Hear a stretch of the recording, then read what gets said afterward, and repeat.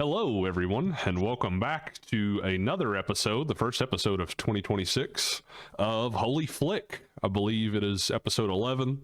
I am a little still under the weather right now, so I hope any sniffling or coughing or things like that, you guys will be patient with me. But you're joined by your host, as always, me, Mr. Cannon King, and your co-host, Mr. Seth Scott. Hey, how's it going?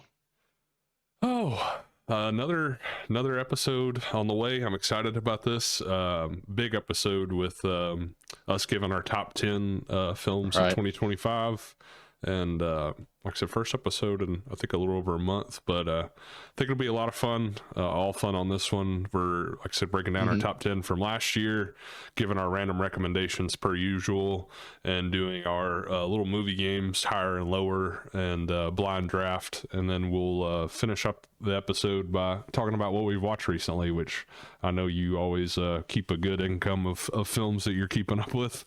And, yeah, I'm trying to. Yeah, I'm trying to as well. There was movies I wanted to go see in theaters this week, but the snowstorm kind of prevented me from making that happen. Like no other choice. And 28 years later, Bone Temple, those are two in theaters. And I actually was going to see, because one movie from 2025 that I think would probably be high up on my top 10 list just by word of mouth or what I've seen about it. But I still haven't seen Hamnet yet. And that's actually still playing at Regal Green Hills. It's the only theater still playing it, I believe. I think they're doing their the Oscar season, putting them back in. Yeah, theaters, because they put Sinners back in, which Hamlet just came out in November, so it wasn't like it's been out, forever. But yeah, there's a few other movies that I was like, oh yeah, I forgot. Yeah, they're keeping four showtimes a day for Hamnet, which is pretty surprising to me. Like you said, like it came out Thanksgiving week, I believe, so it's not like it's been 6 months ago or something. Like when they keep bringing Sinners back in theaters, like that's still pretty wild. But just the fact I think that there's some December films that have already phased out of the theater, and you still have Hamnet there. That says a lot about that film. I wish it was playing in more places, but I actually have a Regal gift card that I need to use, so I was gonna there you go check it out if I can, but not sure I'll be able to if they're still gonna have it for the next weekend or not. But yeah, Hamnet was one of the big ones from last year that I really wish I could have gotten to check out while it was in theaters. And like I said, no other choice, which I think still it counts as a 2025 film.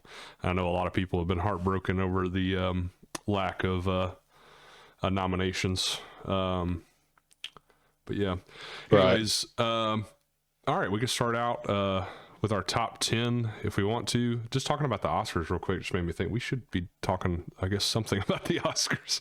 Kind of forgot about the nominations. If you want we can do a quick little segment. I say we can do our picks out of the major categories if you want, like the major 7 or 8 categories. We can do that. Okay, we'll finish off the episode doing that then. Just spur of the moment. But yeah, we can start out with our top 10 of 2025. Do you want to go 10 to 1? Would you prefer that? Let's do that. Okay. So we can we're talking about before doing like 10 to 6, I guess. Other person do 10 to 6 and then 5 to 1 and 5 to 1. Do you want to start us out with the first? Yeah, I'll go first. That's fine. Number 10. I have Friendship. Tim Robinson's comedy with Paul Rudd, of course, who was awesome in that. Underrated. One of those movies we were talking about before we went live about forgetting about things that we've seen this year, because it seems like an eternity has passed since I saw that in theaters, because it was, I think, a March release or April, maybe. Somewhere around there. It's been a long time. Friendship at number 10. Number 9, an Oscar-nominated movie here. A surprisingly nominated movie, I think. F1. Nice. Yeah, that shocked a lot of people. I think that is probably the surprise of the Oscars, I think, at least as far as things getting nominated. Definitely, for me. So, number 9, F1. Number 8, Nuremberg. Oh, I heard you talk a lot of good stuff about that. That's another love that movie. Really heavy at times. Russell Crowe is awesome as always. Nuremberg, I think that's streaming now, or maybe it's just available for rent. I'll look that up for you. Number 7, Warfare. A movie that it dropped on my list from the beginning when I first saw it again. It was the beginning of the year, not because it wasn't nothing wrong with the movie. I just saw more content that's come out. So number 7, Warfare, and number 6. Oh yeah, that's where we're stopping. Number 6 for me on the year is an Ethan Hawke special, Blue Moon. Nice. Love that movie. Super limited release. I think it was only in theaters for like 1 week. At least in the major theaters. It might have been showing in like Belcourt a little longer. I'm not sure, but it's available. That's definitely available for streaming somewhere. You might have to pay for it. Yeah, I believe number 6, Blue Moon. Still a rent/purchase, and just I looked it up as well, and Nuremberg is still a rent/purchase. You can rent Blue Moon for $5.99. 100% worth it. And you can rent Nuremberg for $9.99. Or I'll just go real quick. 10 Friendship, 9 F1, 8 Nuremberg, 7 Warfare, 6 Blue Moon. Man, I'm passing it to Ken. It's a good list so far. I think I actually, crazy enough, I only share one movie with you in my 10 through 6. Okay. And it's That's actually good. number 10, Warfare. Like you said, it was a phenomenal movie. As far as war movies go, I don't think you really ever can get more realistic than that movie. That's what it was advertised as, and that's what it really delivered on. Honestly, I still want to just say the tank scene, the tank explosion, that's still got to be one of those moments that just literally blew me away in the theater. Still sticks with me. Just, I guess, the shock and awe of the film. Number 9, I'm going 28 Years Later. Really enjoyed that movie a lot. I really liked the first film, 28 Days Later, with Cillian Murphy. Enjoyed the film. I liked how much, I guess, humanity it had in a world of, zombies and the undead. And I know that it didn't, talking about Warfare delivered as advertised, 28 Years Later didn't really deliver as advertised for like what a lot of people, or what the trailers were showing, a lot of people expected out of the film. But I feel like what it gave you was a lot deeper than probably what people expected. I enjoyed it a whole lot. Number 8, a film that I just watched the other day, is Train Dreams. I enjoyed that film a ton. Really like somber, kind of a slower film, but I just love, like, it just feels like very poetic. I get the time frame that it was taking place in meant a lot for like what was going on in the world around the character, how the world was changing. I didn't really feel, I guess, like Joel Edgerton was like a man from that era per se. Like, I thought his performance was really good, but he wasn't like trying an accent, or people weren't doing all that. Just the cinematography of that film alone, like, I'll go into it more later, but I don't know, just the all the feels that movie gave me was pretty amazing. I can't believe it didn't get a theatrical run. I think that's very disappointing on Netflix's part, but still a phenomenal movie. And number 7, I'm going Frankenstein, a movie that I probably would have never thought would make my top 10 list. I'm not the biggest Del Toro fan. Cast was really good, but I just didn't expect, I guess, too much from it. But as a non-horror guy, I actually have more horror on this list, I think, than anything, crazy enough. But I guess gothic horror in this case. But yeah, I really enjoyed that film a whole lot, and it was a good wintertime film. I see myself returning to that, like at times like this where we're snowed in, or absolutely, just in the wintertime. It had like a kind of coziness to it. Number 6, a movie that we probably talked about more than any other movie this year, is Companion. Loved it so much. I don't know. It just has never left my brain this year, I guess. And that's another one where can't believe it came out this year. Yeah, I really Valentine's of 2025, which is almost coming up on a year ago. Just absolutely no expectations for that movie, and blew me out of the water, and has just stuck around in my psyche. I enjoyed that movie so much. I guess just for the thrill and excitement of it and the story. Like, I just think it's so good. But yeah, so number 10, Warfare. Number 9, 28 Years Later. Number 8, Train Dreams. Number 7, Frankenstein. And number 6, Companion. So only one shared so far. Yep. Man, I love Companion. Yeah, I just can't. I don't know. You gotta go in blind. I wish everybody could watch it. Yeah, everybody needs to watch it. It was streaming on Max for a while. I don't know. Yeah, it was. Let me see real quick, so we can let the viewers know, or listeners, I say viewers. Companion is still streaming on HBO Max currently. It also says Prime Video subs, but I think it's like it directs you back to HBO Max. Yeah. So HBO Max is where it's still streaming at, which is still the best streaming platform, I think. But I agree. All right, so I'll knock off my top 5 now. Here we go. Number 5, a movie you haven't seen yet, but you really want to, Hamnet. Oh, man. Extremely moving movie, very emotional. Costume design was phenomenal in this movie. That's all I really want to say. I don't want to go too deep. I mean, obviously, I'm sure a lot of people know the story by now. It's been around for quite some time. Yeah. I mean, like I said, just judging off the trailer, because I haven't seen the movie, just the way it looks like it was shot, it's like, I don't know, jaw-dropping. The last act and scenes are very, very, very good.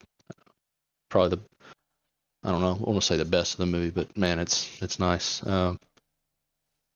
So yeah, number 5, Hamnet. Sorry. Also, Oscar-nommed movie. Yeah, starting out strong. Some things. Number 4, a movie you kind of liked, Begonia. A very...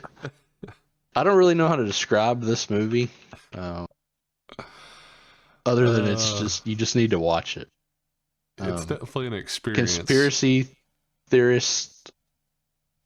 Thriller. I don't know. Yeah, thriller, comedy, classism horror, or comedy. Yeah, I don't. Comedy horror at the end too. Yeah, I don't know. Jesse Plemons got robbed of an Oscar nom. I agree with that. Absolutely, he was robbed of a supporting nom.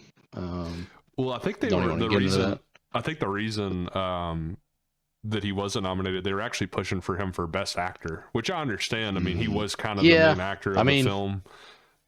He probably did have the most screen time, I guess. Yeah, pretty close to it. I would still minus. I mean, when we it just felt. I don't know. It's. I guess When we go over the best actors here in a little bit, we can see about who we may have swapped out for him, because I do think he was like out of this world in that role. Yeah. Yeah. Watch Begonia. What a movie. That's all I have to say about that.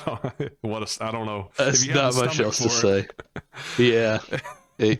Yeah. There's some pretty rough scenes in there. With the shovel, that one was... I don't know why that was the worst to me.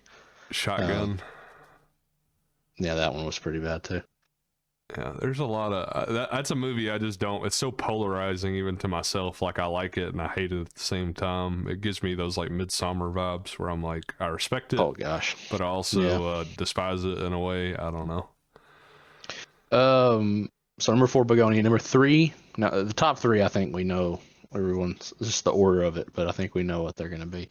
Yeah. Number 3, Sinners. Ryan Coogler. Michael B. Jordan ×2. Josh Allen's wife, Haley Steinfeld. Or are they married? I know they're having a kid. Yeah, they're married. Yeah, they're married. Great movie. I feel like this movie has been in theaters for like the whole year. The way they've released it, how many times they've released it. Yeah, it's had. Which nothing wrong with that. I think at Halloween time they had a re-release. Maybe even in the summertime they did too. But I know that Halloween time then around Christmas time they did. Yeah, I think they did a summer one as well. Talk about costume design, cinematography, everything. I don't want to get into this now. We'll talk about it in the Oscar noms. It didn't deserve to break the record, but that's just a whole nother debate. But anyways, well, I think, man, this movie is awesome. I think one thing about that is I think that yes, it broke the record as far as nominations go, but I think it is a long shot to try to tie for like most wins ever. I don't really see it's that going to be. happening. The field is very competitive this year. Yeah, Extremely. yeah. What a good Halloween vibe movie this is. One of the best.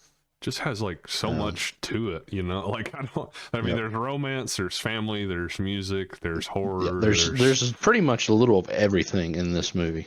Yeah, it's kind of a music. It's kind of a movie for everybody. It feels like in its own way, and it's not super violent, really, for what you think. No, what you think horror, it would be. Yeah, you think violence, and it really doesn't have that level of violence. I don't feel like. No, I mean, not at all. I even just calling it a horror film, it's kind of like, I guess, but it's also not. But it is. But I don't know. Another one of those, you gotta see it. If for some reason you haven't seen it yet, you have to see this. Yeah, must watch. All these top fives are, I mean, all of them really. Watch all of them if you can, but top five definitely. Yeah, go your way. Well, especially like we talked about before, picking top three in this year, I think was pretty easy. It's just like whatever order you have it in is kind of personal preference. Right. Out of the top three, like they're all timers. I feel like all 10 out of 10s and all original, and all three of these movies could win Best Picture like any year. Agreed. Just about any year. I mean, there's probably a few years there's something, but be tough. Number 2, One Battle After Another. Nice. It was tough. 1 and 2 was really, I mean, top 3 was really tough, but 1 and 2 was extremely tough. Like, extremely. This is streaming on Max. What? I know it is. I'm pretty sure Sinners is too. Yeah. Or it was, so. Yeah, I'll check on Sinners. I'm 99% sure. I know One Battle After Another is. I just rewatched it the other day. This movie has another movie that is all over the place with different things going on. Another movie with a lot of nominations. 4? Didn't they have actor and supporter, actress and support all get nominated? No. So they had 2 best supporting actors. They had 2 best supporting actors. That's right. They had a best actor, and then they had best supporting actress. That's right. They didn't get the lead actress. I forgot. No, I don't think they. But she did Chase win Infinity was the one being pushed for best lead actress. Yeah. Still insane. Yeah, and honestly, with Regina Hall, they could have had 2 best supporting actresses if they wanted to. Right. I mean, really, there was so much good acting and best screenplay, it's the front runner for best picture by a mile. Right. If you look up betting odds, and then Paul Thomas Anderson, best director, like I said, best screenplay. It's just, as far as the major categories go, I think it's the biggest contender of the year in whatever category it's nominated in for the most part. I mean, they had 2 people get nominated as an actor and supporting role. That tells you everything you need to know right there. Yeah. And Benicio del Toro really doesn't have. I'd like to look up what his screen time is. I'd say maybe 10 to 15 minutes. 10 to 15 minutes out of a 2.5-hour movie, and his impact is like so felt. Massive. Even pop culture in the movie, everything. Oh man, that movie has everything as well. Just about. Yeah. Maybe not horror, but a lot of things. Just like kind of like what we talk about with all these top 3, it's like a breath of fresh air. Like you just never know where it's going. Like completely original in its own way. You really don't. I guarantee you'll never be able to guess how this movie goes. And there's a lot of comedy. There's so much comedy that I did not expect in that movie. Like that really worked. Yeah, and it's not really without feeling like overdone. Yeah, like it's not delivered like comedically. It's just like I guess the juxtaposition of delivering these lines so serious, like the Christmas Adventurers Club, and like so many different lines that people take seriously in the movie, and that makes it so funny. I don't know, but yeah, it's such a good movie. You know, my favorite scene is when the kids come to pick up the daughter, the friends, like that whole scene. is genuinely one of that might be my favorite Leo scene he's ever done in any movie he has. It's just so funny. Yeah, he's great. And he just does it so well. He played a very good, like, Overprotective scumbag, father. overprotective, borderline scumbag father. Not really, but from the outside looking in, he looks that way. But he's actually a really good father. Yeah. Yeah. No, I mean, again, this could be a number one on anyone's list. I was gonna say I wouldn't blame anybody if this was their favorite film of the year or No, favorite film of the decade. I wouldn't blame anybody that stuff. if Sinners was their favorite movie of the year either. Or leading up to your number one. That leading was up to my number one, as you can probably guess. Marty Fantastic. Supreme, I'm just kidding. Marty Supreme. Marty Supreme, number one. Number one. Dream my big, goodness. baby. I went into the movie not really thinking. I didn't think I would like it as much as I did.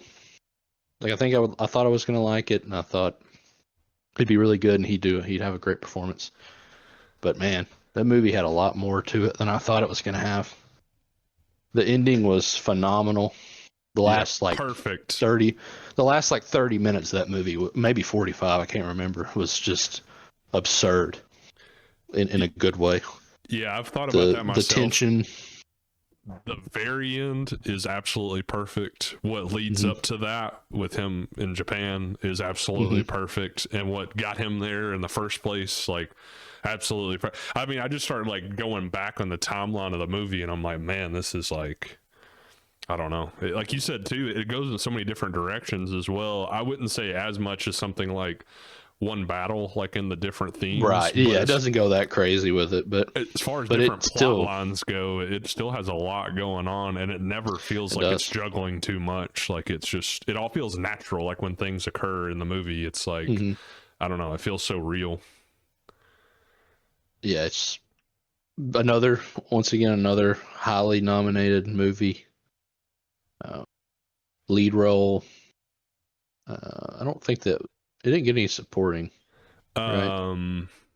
No, I don't believe that sure it did. No, Kevin And O'Leary then, deserved it. Though. Casting got a nomination. Cinematography got a nomination. Costume.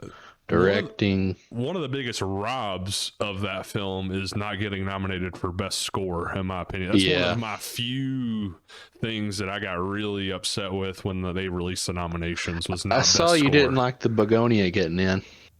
I don't know. Over that. Yeah. I love the Begonia score, was really but I good. It was really good, but I just thought Marty Supreme was like, I mean, I don't know. I'd say it's like top 2 or 3 for me of the year for scores. Just looking at the field, if I was taking out something, I would probably take out Hamnet's score to put in Marty Supreme. Hamnet's score it was good, but I don't think it was. And see, I haven't seen it, so I couldn't really say on that behalf. But I knew Begonia's score. I mean, it was very original and very good. But I was like, if I could take off a movie off that list, I would have taken that off for Marty Supreme. I just thought Marty Supreme again had one of the best scores. Like I've been listening to that score ever since I saw the movie. Like I'll just play it when I'm working out or something. It's really good. I just wish the songs were longer. Like the main theme is like 30 or 40 seconds or something. I'm like, I could use 10 minutes of this. Just keep it going, please. Just recap: number 5, Hamnet. Number 4, Begonia. Number 3, Sinners. Number 2, One Battle After Another. And my number 1 movie of 2025, Marty Supreme. Marty Supreme. Starring Timothy Chalamet. Nice. Strong list. I think one of my just to talk about Marty Supreme for just one more second. Yeah. The scene where he's in his friend's parents' house and they're all going back and forth about being quiet and not being quiet and staying and not staying. That was just so good. Well, and so good. The climax of the ping pong balls too. I thought that was really good. Had enough of it. Good for him. And the using of like non-actors in that film is something I love. Like, that friend of his that you're talking about, the heavyset guy. I don't know if you've seen his whole story, but he went viral as like a Knicks fan in a video, and Sappy picked him out of the crowd just seeing that video. He's like, "Yes, you're perfect." And then I love that. Kevin O'Leary, I mean, I guess you could argue That somewhat of acting with Shark Tank, but yeah, like never having an actual not dramatic role or in a film or anything.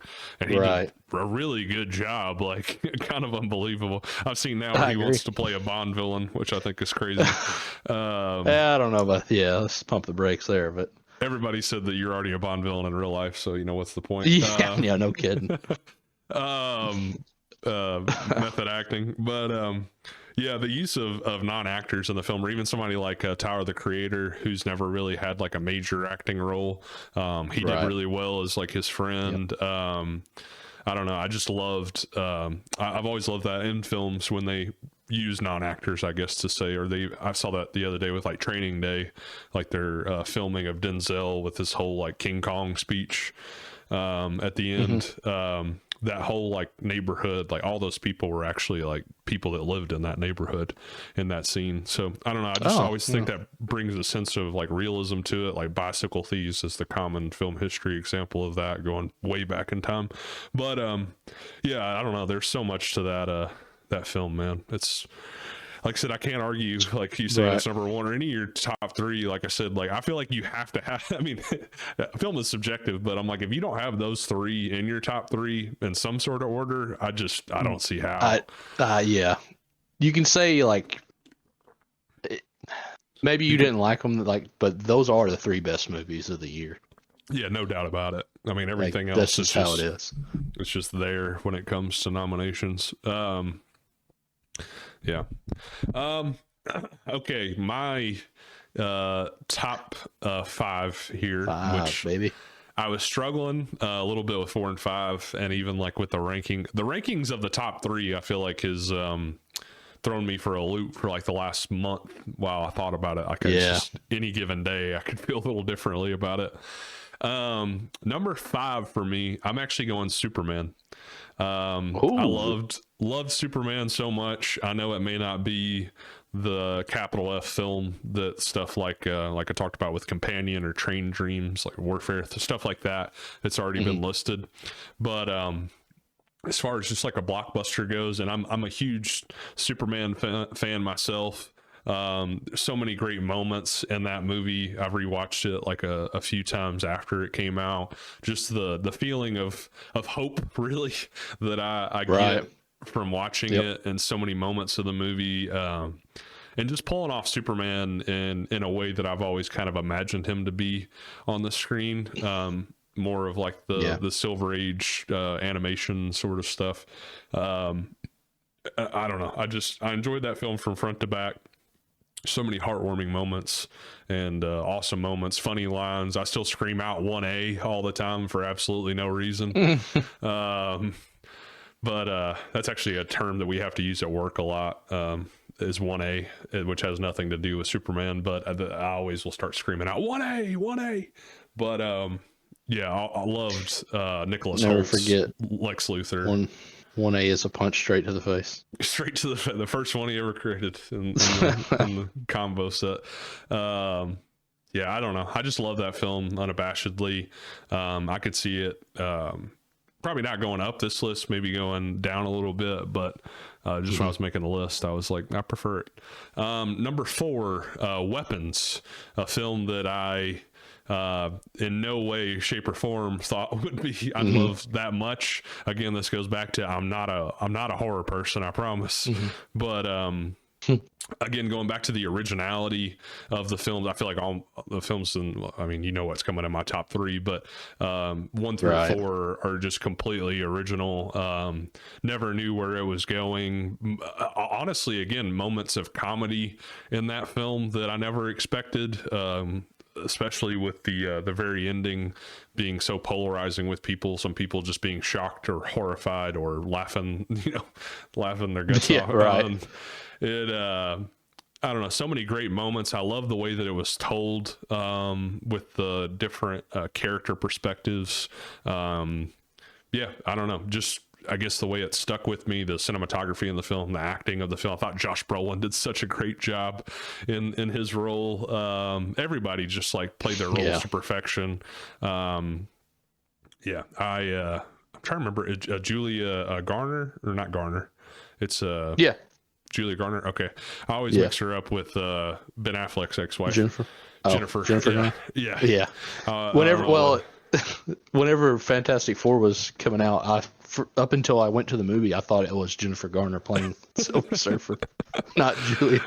I was Elektra. like, that's kind of a weird, that's kind of a random person to cast. She hasn't really done much in like Honestly, years. even when I saw the film and I knew that Julia Garner was in the role, she's just so unrecognizable as Yeah, as you the really Silver could have put Surfer. anybody, I guess. Yeah, And her but voice was like changed anyway, so I'm really yeah, confused on why. altered. Yeah, she did a really good job in that role. I mean, she does a great job in everything she does. I had the pleasure of getting to know her a little bit on Ozark, and that's what made me feel so bad about forgetting her name. I'm sure she's forgotten mine. Number 3. So this is where it gets really tough. Is the top 3? Like I said, the way that I've judged them. I think my number 1 has stayed the same for most of the year.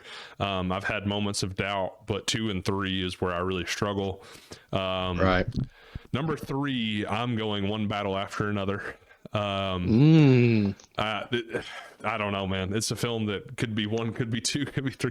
It just exactly. I mean, they're all pretty much 1A, 1B, 1C. Yeah. In reality. Yeah. I guess just at the time of this making this list, One Battle After Another is my 3, as we've already talked about, the originality of the film, how many different, I guess, tones and directions that it goes. I still think Sean Penn, for me personally, is best supporting actor of the year. I love Benicio del Toro. Yeah. I haven't seen Stellan Skarsgård in Sentimental Value, but from what I've heard, like he's the front runner. Although that category is like the most heated. Yeah, definitely. But Sean Penn in that role, man, like something. Like I said, even just the way he walked. Still now, I say if I could ask the cast one question, I would ask Sean Penn how he came up with his walk for the movie, because it's just so funny. We need like, answer to I that. don't even know how I don't know how you do it. Yeah, and do it How do so you differently replicate at that? different times. Like it's like a toy soldier comedy. I don't know. But yeah, so many things about the film I enjoyed. I love delving deeper into like the creative backstory of the film, how it came about. Still love that story about Benicio del Toro getting the picture from Paul Thomas Anderson of a tiger and a Komodo, saying this is who your character is, and he's like, I get it. That's all I need to know. That's all I needed. And yeah, that's pretty much what he is like a tiger and a Komodo. And I don't know, there's so much with the score of the film. Again, the unpredictability of it. I mean, Teyana Taylor only being in it for the first little bit of the film, but like her presence reverberating throughout the film. She did such a wonderful job, like all the acting top to bottom. Chase Infinity, I had no prior knowledge of her, but she did so wonderful, being kind of a father-daughter story at the end of the day, but so much on top of it. It's just so beautiful. And still, one more thing about it, another thing I still love to think about is Paul Thomas Anderson talking about the most heroic thing that Leo's character did was all not shown on screen, and it was that time period between him taking his daughter to raise on her own up to her being a teenager. So just being a single dad. Yeah, so much about it that is so good. You could just pick it apart in so many different ways, which makes me just feel bad about even having it at 3. Just feels terrible. Right. Number 2 for me is Marty Supreme. Loved Chalamet. I still think it's probably just because I'm so obsessed with Dune. I still prefer him in Dune 2, like his performance, I feel like, over Marty Supreme, but I see how different they are. It's hard to compare. Right. Definitely more of his movie. I think out of the top 3 films, like he's the only actor that it seems like it's his movie for pretty much the whole movie, following that character. With Sinners, Right. Right. It's more of an ensemble, and One Battle After Another is more of an ensemble. But Marty Supreme, like he's the driving force of the film. Again, when we talked about with all the supporting acting, Gwyneth Paltrow did a wonderful job in her role. It's somebody we hadn't mentioned yet, but just how intense, I guess it's hard to describe how intense a ping pong movie like that is. But I mean, at the end of the day, it's about ping pong and him wanting to be the greatest ping pong player in the world. But as we talked about, like there's so many other things that film contains and is about. I could see Marty as a character is definitely not anybody to glorify or to look up to in a lot of ways. Right. Absolutely. Yeah. but his drive and his ambition, which goes back to a lot of Safdie characters, like they'll do whatever it takes to get what they want, sort of thing. I think that's pretty, I don't know, adds some charisma, I guess, to his character. He even has some funny moments.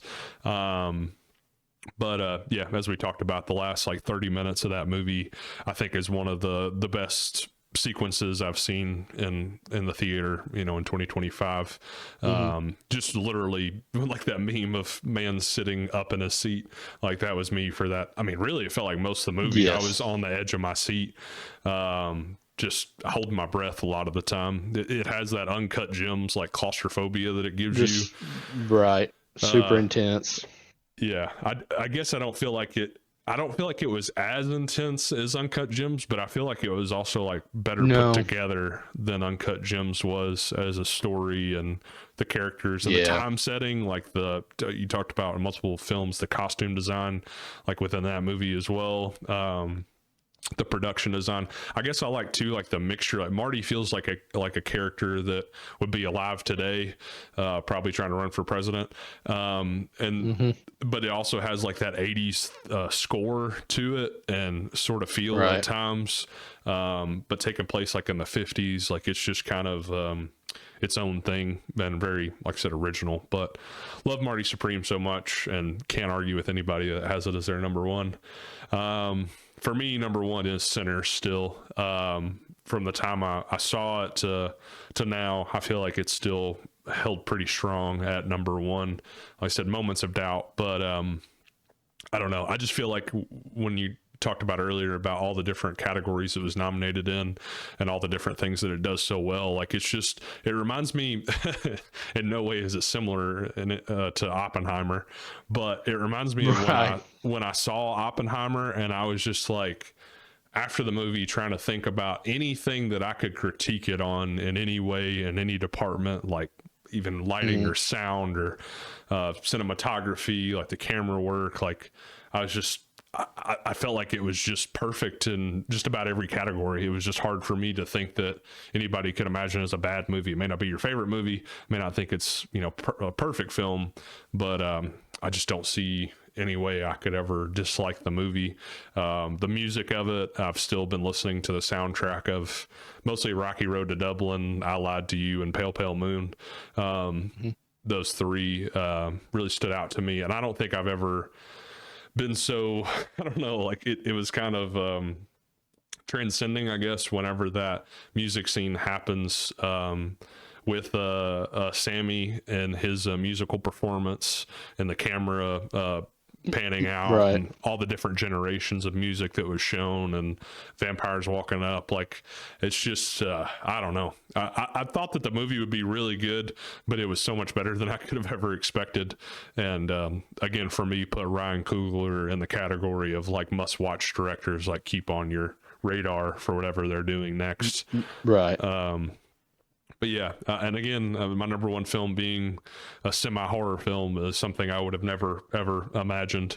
And having, like, I have Sinners, I have Weapons, I mean, Companion, Frankenstein, 28 years later, I guess half my list is really stuff that could be considered horror in its own right.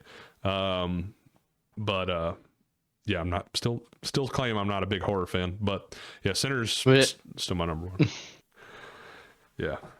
But your list says otherwise. Yeah, my list says otherwise. If you just judge me off my list, then you'd think I'm a big horror guy. But I just felt like I feel like each of those films that are considered horror have so much deeper themes to them, especially in something like Sinners and Weapons. Yeah, I feel like both those have like a lot to say without actually throwing it in your face. I still think like one of the little small moments of Sinners that I thought made it so great was the Native American people that were hunting down Remick, I think was his name. Just having them like warning others about what was to come, I guess, says a lot, I guess, within the themes of the film. Yeah, the way they acted. Yeah. Like we already know what this is and we've been dealing with this for a while. Like, I don't know, and just all the, like I said, performances of that. Delroy Lindo, I loved seeing that he got nominated for Best Supporting Actor. That's something I didn't expect, but he most Yeah, that was a definitely surprise. deserved it. Most definitely deserved it. That another scene that just again took my breath away and made me feel like I was in a whole different time was just when they're riding down the road, camera mounted like side of the vehicle, and he starts telling the story about what happened to one of his friends is like in the chain gang. Him and the Right. sound effects that played throughout that scene, like there was just so many moments that like I felt like I was in the movie, I guess. And so many different things about it that I love so much. Like I said, the music alone is one of the best, I think, the music put to film for me ever. But Yeah, the score was insanity.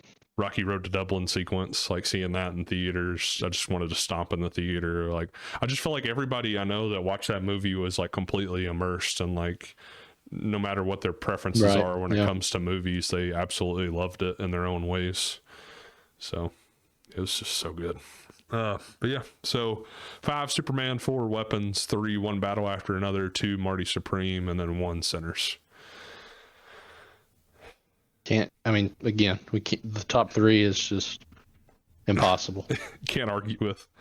Even No. now, I'm like, should One Battle be number 2? Like, I still, man, they're just such good contenders and all original, like we said, in their own way, and great filmmakers behind them, and it's just, I don't know.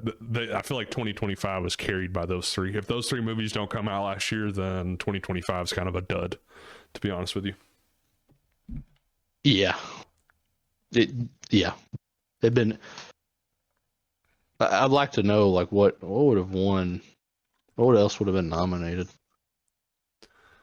Yeah, I guess we'd be probably looking at Hamnet being the front runner if you don't have yeah. those 3. Hamnet would be like Hamnet Frankenstein would be a shoe in. I guess. Yeah. It'd be wild. If F1 would take home Best Picture.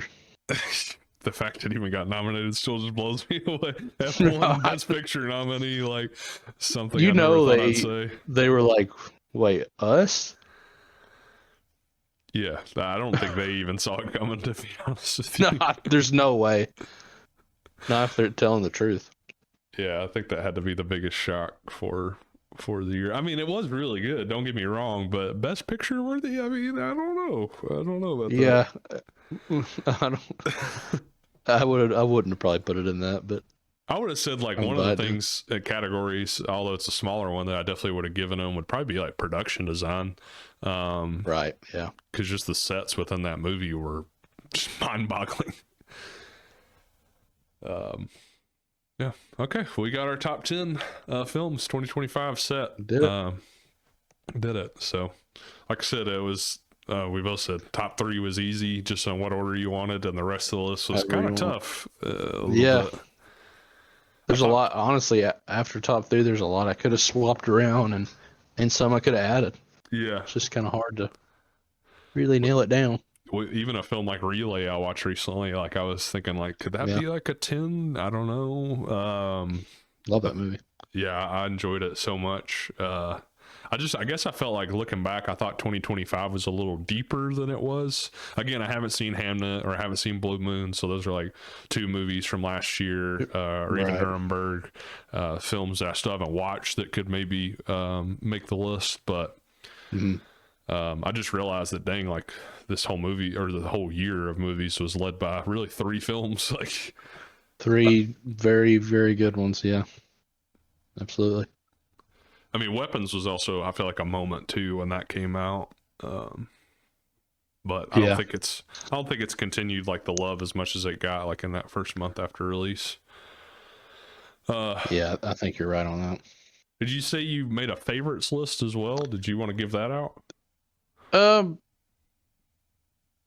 Yeah, we can do it. I'll do that real quick. I'll just zoom through it real quick. Yeah. Number 10, Zootopia 2. Wow. That movie's been doing some major money. Numbers. Yeah.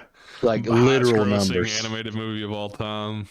ever, folks. Highest grossing, one of the highest grossing animated films, I think, in China alone or US alone, like even domestically in different countries. It's just breaking records.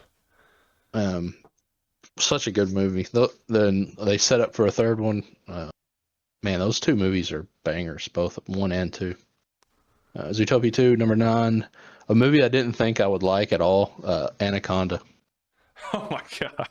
That movie was actually very funny. And not like the corny funny. When I saw when I saw Paul Rudd and Jack Black, I was like, this is going to be like really over the top, not very funny stuff to me. But it was very well done. Very surprising. The whole concept of the movie being a remake of a movie is it's pretty smart, honestly. There's a few cameos in it. Your first two have already blown me away. Yeah, yeah. Now these aren't going to have the top 3 are not on here because they're not. It's not even possible to put them. They're in a whole nother stratosphere. The top 3 from the from your top 10 list. They're not even on. That can't be. Number 8, Thunderbolts. Really like that movie. I did enjoy that a lot. Really like the way they went about that villain and the message there. Something different than what Marvel usually does. Really any superhero movie. I was just gonna say any superhero movie. Not just Marvel. Yeah, you know, like any superhero movie, they've never really went that route.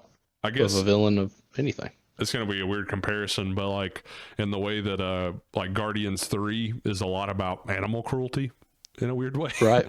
Yeah, it is. Yeah. Thunderbolts being about like mental health and mostly is like something that's just unexpected to find in a superhero film. Absolutely. Then back to back after 8, number 7, the new Cap movie. Captain I was America. waiting on that. I figured that'd be on your list. Yeah, I really liked that movie, man. That was so overhated. So overhated. And it wasn't like the best movie ever, but I thought it was a breath of fresh air in a way. Trying to reboot a very popular character. Number 6. Yeah, number 6, Jurassic Park. Or sorry, Jurassic World Rebirth. I saw that movie like 3 times. Yeah, saw it with you. I see it still gets a lot of hate. Yeah, I don't understand that. I thought it was better than. It was definitely better than the last Jurassic World that came out by far. It's probably better than the last 2, actually. Yeah, I think it has like a 5.8 on IMDb, and I'm like, that's a little low. Maybe that's like our Rise of the Beast for this year. You know, maybe we're just in love with it, and most people don't like it. Can't be told. We can't be told different. Can't be reasoned with. No. Number 5, Companion. Nice. We've already talked about that. I won't really go into more detail, but definitely go watch that movie. Like you keep saying, going blind for Please, sure. Yeah, don't watch, don't read, don't watch anything. Just turn it on. Number 4, again, Friendship. I love that. Another movie. Just go watch it. It was on Max. I think it's still on Max. It was as of like last week. Super funny. If you just want to like sit down and laugh, pretty much the whole movie at Tim Robinson, like always. Turn that one on. Number 3. Is that where I'm at? Yeah. Number 3, Superman. Nice. Or sorry, no. Number 3, F1. Oh. Best picture nominee, F1. Best picture nominee, F1. Don't ever forget it. I cannot believe that. That movie is awesome, though. That's a popcorn movie at its best. Especially if you could see it in Dolby Sound. I'll say I don't think by any means he was like should have been on like the best supporting actors list, but as far as like my favorite best supporting actor performances, Javier Bardem in that movie I just love so much. Yeah, man. Like he's such an awesome character. I've never seen him like do that. Yeah, that kind of character. Yeah, no, I agree. Love that movie. Number 2, Superman. There we go. You pretty much nailed it with everything about that movie. That movie makes me very hopeful for the future of DC and Superman. Anything. They've already started writing the script for the next one. Yeah, I think the script's probably already done for the second one. Yeah, you're probably right. Actually, real quick I side note. Casting news. I think that the reason that they went ahead and hurried it into production was with the Warner Brothers Netflix deal going down. The Warner Brothers or Netflix had to release any like existing films in production in theaters. So that's just my conspiracy theory, is that James Gunn was like, I need to hurry up and write this and make this, because if this is the last DC film I do, it's going to be the next Superman movie. Just my theory. Right. I think that's probably definitely holds some weight. There, and he can always edit the script later if he doesn't like something. Yeah, but just to get it in. Yeah. Some of the best shots of the year, dude. Like when he's falling into the black hole, like inside the pocket universe, with Crypto and Baby Joey. Yes. And Baby Joey, golly, love Baby Joey, or just him saying all the time, Baby Joey. I'm forgetting his name right now. Baby Joey's dad is Metamorpho. Yeah. I kept wanting to say Meta something. Yeah, that sequence where it goes into slow motion is like, I still want that on a poster or as my wallpapers. That would be sick. And Superman coming out of the smoke, everybody was like aura farming, but I don't know. I thought that was awesome. Like some of my favorite shots of the year were in Superman as well. And I'm a punk rocker. That's been probably one of my most listened to songs of the year because of that movie. That's such a banger. Yeah, absolutely. Them and the Mighty Crab Joys, just great bands. That whole joke, the whole movie. Last, number one for me, Blue Moon. Oh, wow, yeah. Man. Dang. Freaking love that movie. I'm going to watch that movie this afternoon. Everything about Ethan Hawke in that movie, just the way he talks and delivers everything. Man, it's great. Andrew Scott is in it. God, I love him in anything he does. He's a very good supporting actor and lead. He's been a lead in a few things. The Ripley remake show. I think that's what it's called, Ripley. And Blue Moon, number one. Rent it for $5 and watch it. It's worth it. Yeah, it's dialogue heavy, but I love good dialogue. I mean, I know you said too, is some of the best writing of the year and conversations and stuff like that. That's what I'm looking forward to the most. Dang, wow, number one. That's awesome. So that's that. One film I already mentioned about Relay. Another film that I'm kind of, I say two more that I think deserve to be just in the conversation when it comes to favorites is Highest to Lowest. That's a film that like I was kind of up and down about like when I watched it and stuff, but it's like stuck with me a lot.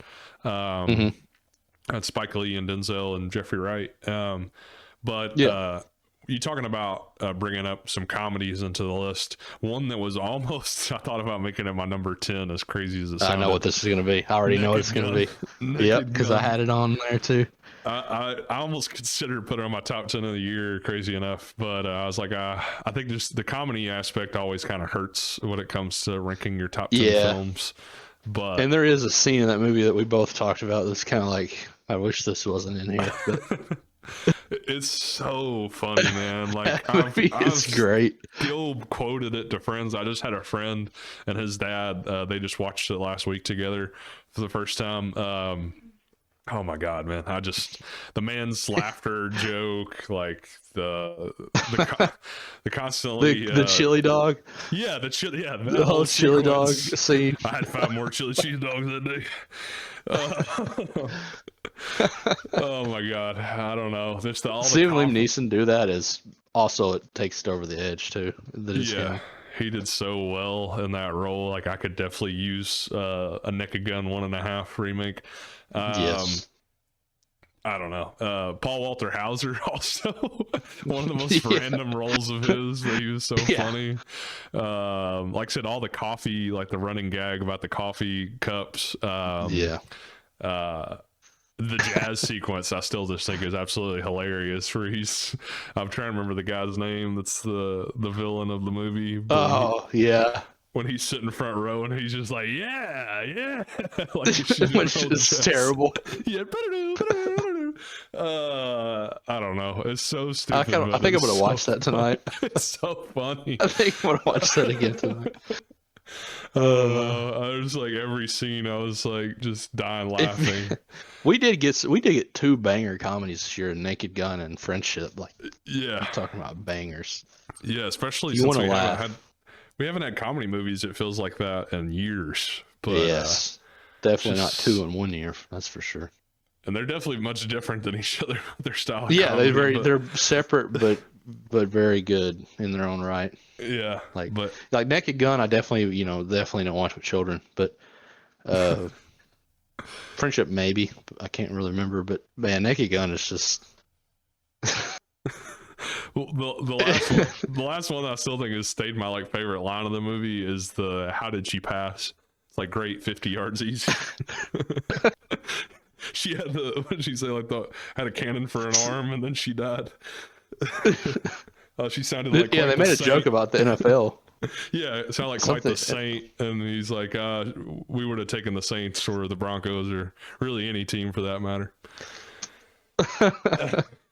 Oh man, so many funny lines of that movie. That's just one I was like, I have to mention that when it comes to top movies of the year because, like I said, I just think it deserves a mention. I'm glad you did.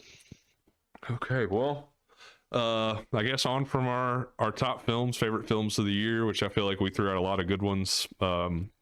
And like we said, I mean, your top 3 could be anything, but if it doesn't involve Sinners, Marty Supreme, and One Battle After Another, you're just wrong. I don't know what else to tell you. You're absolutely wrong. Sorry. Okay, now on to our random recommendations for everybody, even though I feel like we've just thrown out about 20. Well, you got about movies, but...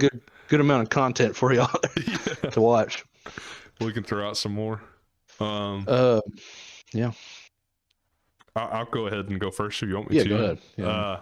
A movie that I just thought about recently that I still enjoy so much, was pleasantly surprised by it, is The Creator with John David Washington. I believe came out 2023, maybe 2022, maybe even 2021. I don't know. These 2020s is just all running together. Yeah, all runs together. It has. I forgot about that movie.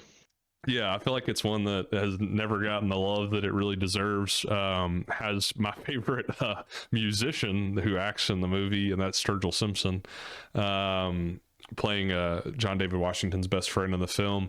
It's a sci-fi movie. John David Washington's a soldier who's protecting a young girl who is, I guess, super capable, super powered in her own way. When it comes to technology, she's like a little robot human type person, but not doing that. And also has Ken Watanabe, which I almost forgot about in the film.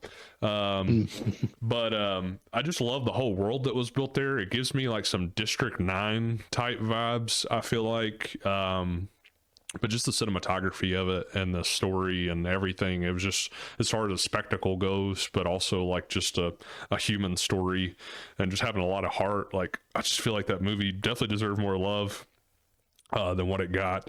And I honestly just love John David Washington, to be honest with you as well. Like, I'm not saying he's Denzel level by any means, but every role that I feel like he's done, I've really enjoyed him in. Like in Tenet, I thought he did a wonderful job. But yeah, The Creator, I actually need to look up real quick to tell people on where to check these out, because should have done that beforehand, because I'm really not sure what that's streaming on, if it's even streaming at all. It was 2023. Prime Video? On Prime, yeah. Prime for free through Prime, which is kind of weird. You can also rent it through Prime. Yeah, I see that. Why would they give you the option to rent? I think it says rent. If you can rent it or buy it, it's under the same tab. So it's probably, well, maybe, I don't know, $3.99. I guess you wouldn't be able to buy it for that. No, it says buy for $20, rent for $4, but you can also watch it for free on Prime Video. If you click the link that says rent or buy, it takes you to the movie. It just says play, so you're not even Yeah, so Okay. it's free weird. through Prime Video, it seems, but also available for $4 for rent. If you don't have Prime Video, you can watch it, I guess, through Apple TV would be your only other plausible way. Because again, if you already have Prime Video, then you can watch it for free. It just confuses me. Anyways, definitely check that out. Again, a film that I think did good in so many different areas and just never got the love that it deserved. Number 2 on my random recommendations is a big throwback movie, and it's actually one of my favorites. Me and a friend at work were talking about it recently. Is a Cold Mountain, starring Jude Law, Nicole Kidman. I think even like Jack Black's in the movie, and he does a song for the soundtrack. 2001, I want to say it is. No, 2003. Basically, the story takes place. I believe it's in the waning days of the Civil War. A wounded soldier embarks on a perilous journey back home to Cold Mountain, North Carolina, to reunite with a sweetheart. It's a movie I haven't checked out in a little while. I would love to go back and rewatch it, but it was one of my favorite movies ever when I first checked it out. I like the man versus nature aspect of the movie. Right. Kind of similar to something like Revenant in that way. I've always liked that struggle for survival, or even like The Gray with Liam Neeson, since we just talked about him. Yeah, it's got Brendan Gleeson in it as well, Philip Seymour Hoffman, Natalie Portman, Donald Sutherland, just stacked cast. What a cast. Yeah. What a cast. Renee Zellweger as well. So yeah, that's a longer movie. It's 2.5 hours. It's got a 7.2 on IMDb. I feel like the critic score is no, it's also 73. So I guess critics and people pretty much are the same on it. But I think it's a lot better than what it's rated as. I think it's an all-time movie for me. And I love Jude Law, another one of those actors that I love him in pretty much whatever he does. Absolutely. Black Me Rabbit in 2025 on Netflix, and he's got that new movie coming out with Andrew Garfield. I sent you that picture of the other day, which looks bonkers. But yeah, definitely check out Cold Mountain. Again, I should be looking this stuff up on where you can stream at. Let's see. Oh no.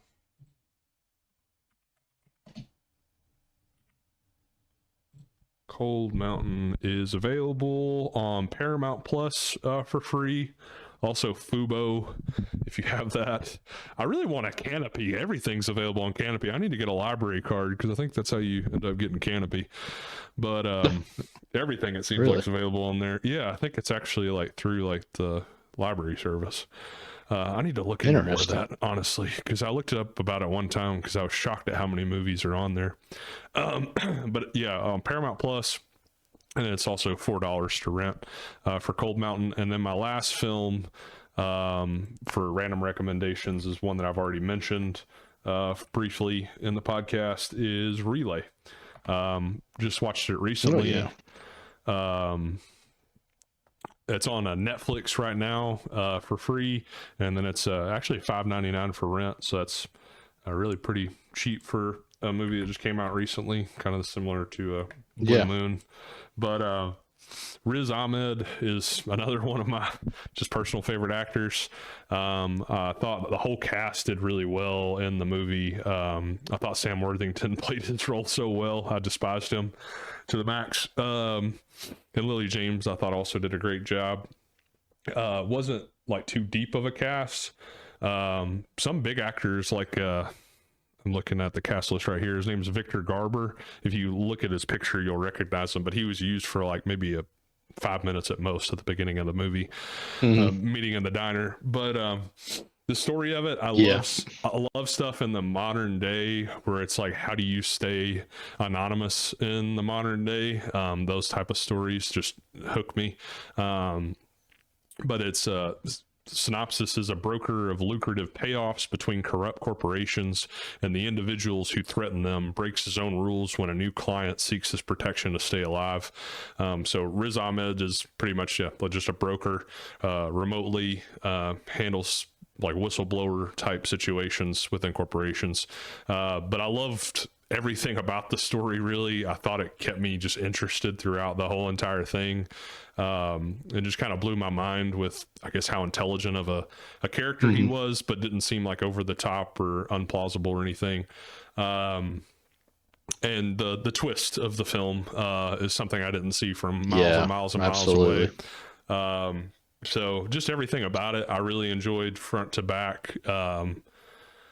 Yeah, like I said, I think Riz Ahmed, ever since Sound of Metal, he's one that's like, I feel like he stays on my radar at all times, whatever he does.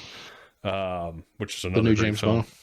Yeah, the new James Bond, that would send people into fiery flames with that, but I wouldn't hate it, honestly. But yeah, kind of conspiracy, psychological sort of film, and like I said, really enjoyed it a whole lot. I'm glad I finally got to check it out. I wanted to check it out in theaters, but didn't get the chance to. But like I said, streaming on Netflix is Relay.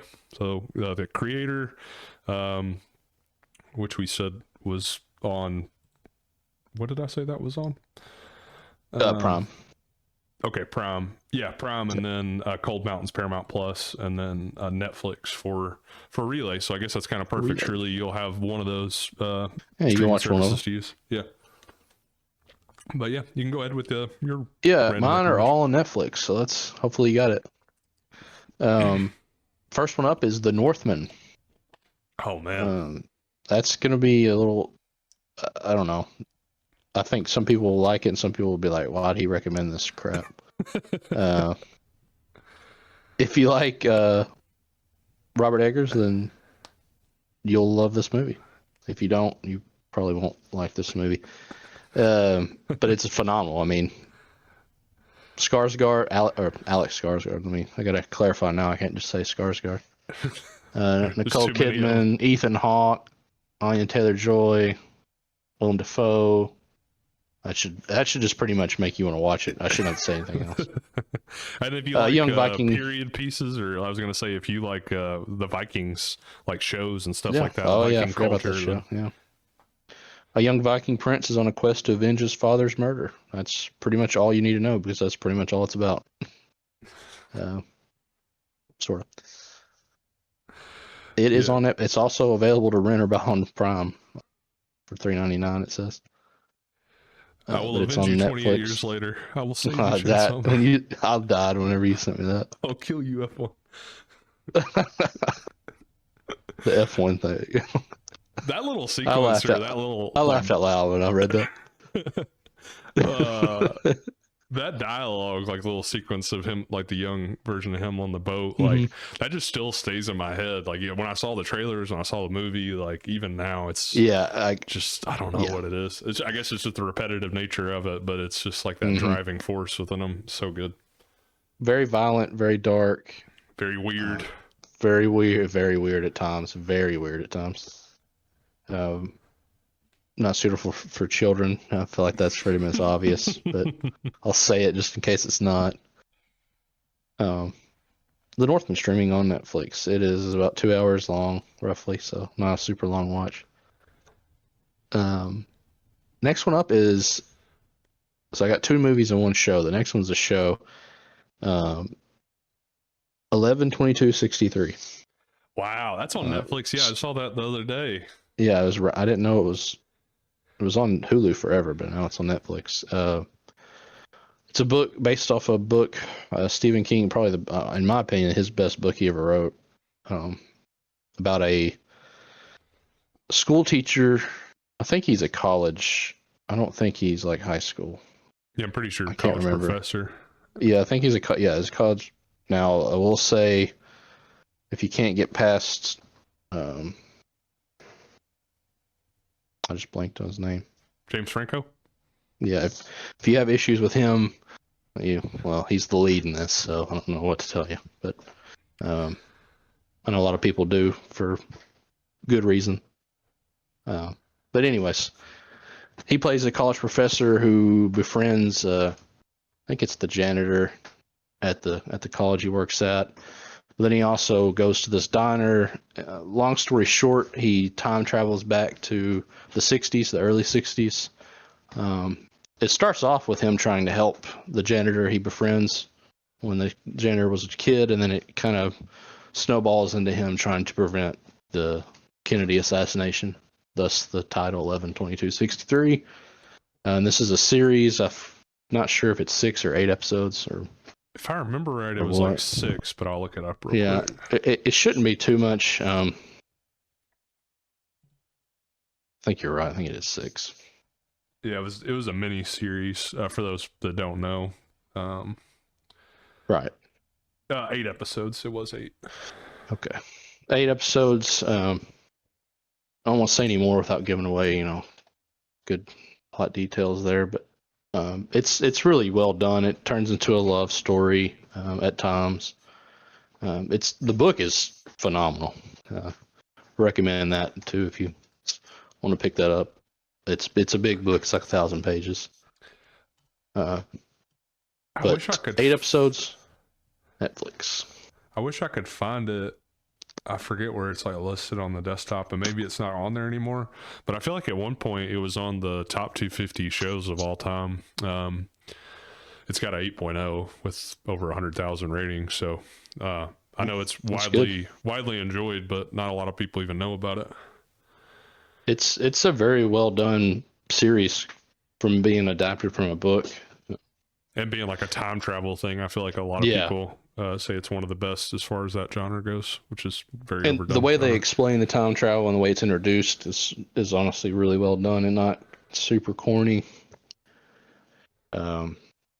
Very sad show as well, kind of like The Northman. It has its times where it's happy, but yeah. I would definitely recommend that if you got time, especially around here if you're snowed in. That's all you got. Perfect time to watch movies.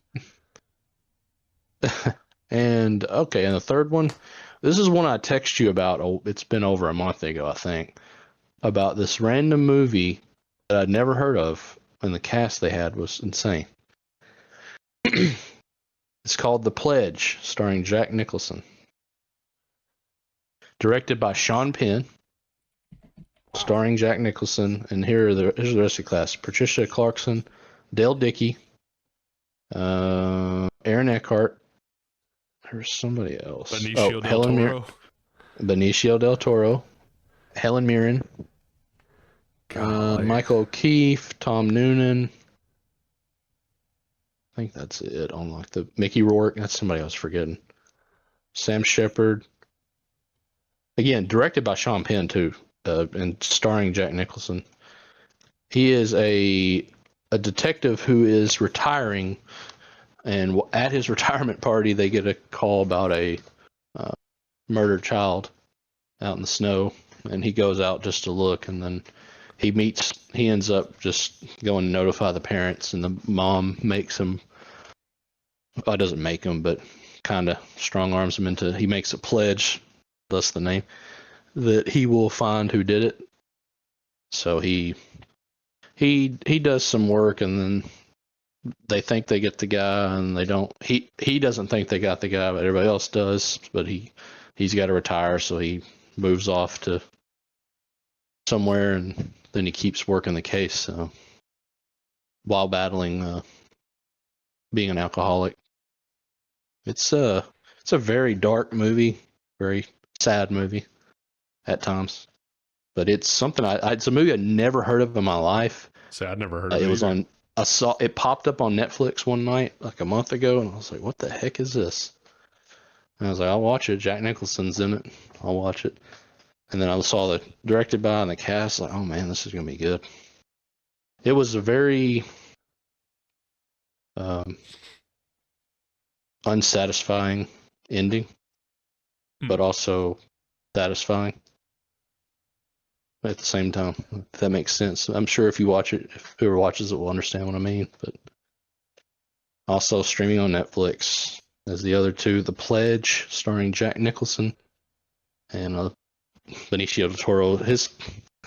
If you get a chance to watch this movie, he's in the very beginning. I just want you to see his character as something else. This came out in 2001, by the way. Wow. Yeah, I've never heard of it before. It's one of the last like feels like one of the last lead roles Nicholson had. I'm trying to think. I'm gonna look through. Yeah, I mean, after that he did Anger Management, which obviously on The Departed. I was gonna say Departed. I don't think you'd say leading role, maybe, but he's definitely one of the leads. Anger Management, yeah, not really, kinda. The Bucket List, yeah. Something's got to give. Yeah, Bucket List. Anyways, yeah. If I was gonna rank those and what you should watch, I would probably rank 11, 22, 63, then The Pledge, then Northman, and in the order of how I'd recommend that. Everybody loves a good show, but like, I feel like it's easier to get people to watch a show than a movie. I just never understand that. People will watch 8 hours of a season, but they think a 2.5 hour movie is too long. But it's true, though. That's what happens. For some reason, it's easier to give. I don't know what it is, but it seems like if I recommended somebody 5 movies to watch and 5 shows, they'd watch the 5 shows before the movies. I think unless it was One Piece or something. I mean, not to go too much into it, because I think we could do a whole podcast on what movies offer versus TV shows, but I feel like character studies is one of the biggest thing that I think TV shows offer more of than movies can a lot of the time. If you're like really wanting to get to know these people. Right. Yeah, those are good 3 recommendations, and all Netflix. Hope you got Netflix. I feel like everybody does at this point. And if you don't, I won't blame you. Death to Netflix. Death to Netflix. Okay, well, everybody check those out. Like you said, people will probably check out your TV show, and I need to remember to throw TV shows into my random recommendations every now and then, or maybe at least have one slot set aside for them. But yeah, I mean, we're now on to 20 to 30 movies I feel like that we've given you guys to watch at this point. Yeah, right. You should have plenty of stuff to consume. Okay. So on to our movie games, higher or lower, and blind draft. We can start out with higher or lower. Do you want to be the first participant? Yeah, that's fine. Okay. All right. So these are, for people that don't know already, it's 2 movies pinned against each other and trying to pick what movie's rated higher based on the IMDb scores. Starting out with The Godfather versus Little Miss Sunshine. Little Miss Sunshine. Steve Carell, Paul Dano. Okay. Really good movie. I enjoyed it a whole lot. Damn. I don't think I've ever seen that. Really? What? I don't. Let me. Once we get past this, I'm gonna IMDb it and see. I think I have. That was a Best Picture nominee, and that's definitely one of my favorite, Steve Carell performances. Okay, Steve Carell. Okay, yeah, I know what you're talking. I don't know why you said Steve, and I didn't think Carell. I was thinking. It's more of a dramatic role for him. Yeah, Godfather, but. You said the first Godfather. Yeah, 1972. And Godfather. Yeah. I don't think it would have mattered really, but Godfather 9.2, Little Miss Sunshine is a 7.8. Damn. I do love Little Miss. That's a great movie, dude. You really have to check that out whenever you get a chance. I watched it about 2 or 3 years ago for the first time, and I loved it. The Godfather, or I don't think I've ever heard of this movie. I'm sure maybe our women audience has. Spice World, the movie. I'm going to go ahead and say Godfather, but just because. I don't know what this movie is going to be. I'm going to IMDb it. I already put Godfather. What the heck? What in the world? That's why I'm like, I've never even heard of this Spice movie. Girls. Okay. I thought it was Spice Girls. That's why I was saying our women audience might know it. Yeah, Spice World, 1997. It's got a 3.7. Okay, now Spice World versus a 2016 Split. Well, I feel like it's a gimme. Split doesn't win this. I don't know what to say for Split. Split wins for the 7.3. Oh, this could be an interesting one. Split 2016 rated at 7.3, or Dawn of the Planet of the Apes 2014. That's the second one in the series. Rise and then Dawn and then War. which I think Dawn is the best of the franchise.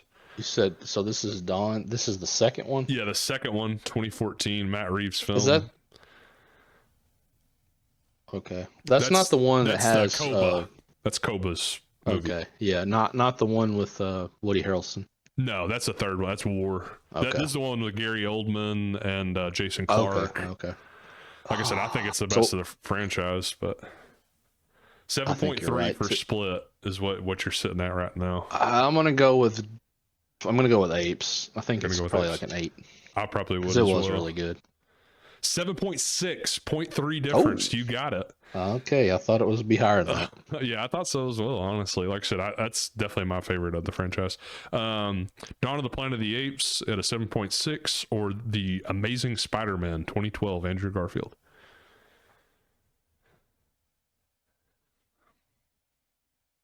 Mm, 7.6. I feel like I think it's going to be close. yeah, I'm just going to go with Apes again. Yeah, I I probably think it would is as close. well. Amazing Spider-Man is a 6.9, so 0.7 difference. Giggity. What is it up with the Apes movies? You've got The Amazing Spider-Man at a 6.9, and now Rise of the Planet of the Apes. That's I don't.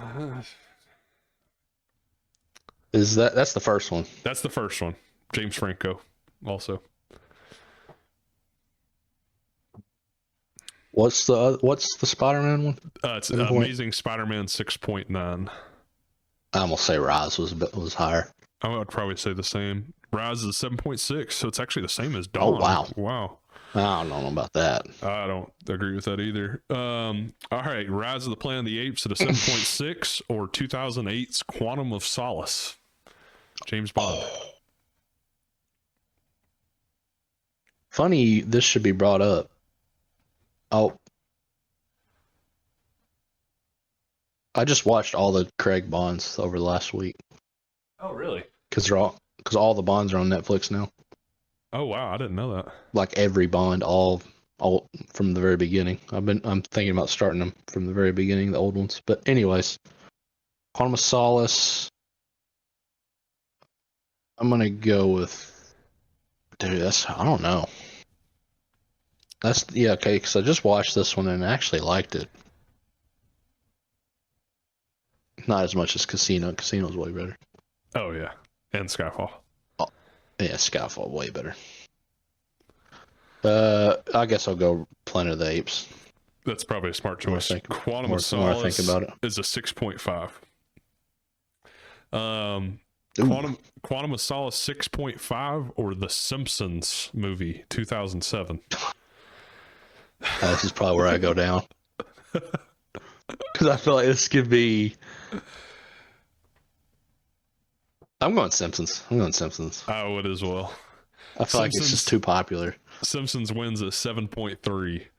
Wow. I loved that movie when it came out when I was like young. I thought that was one of the funniest movies I've ever seen.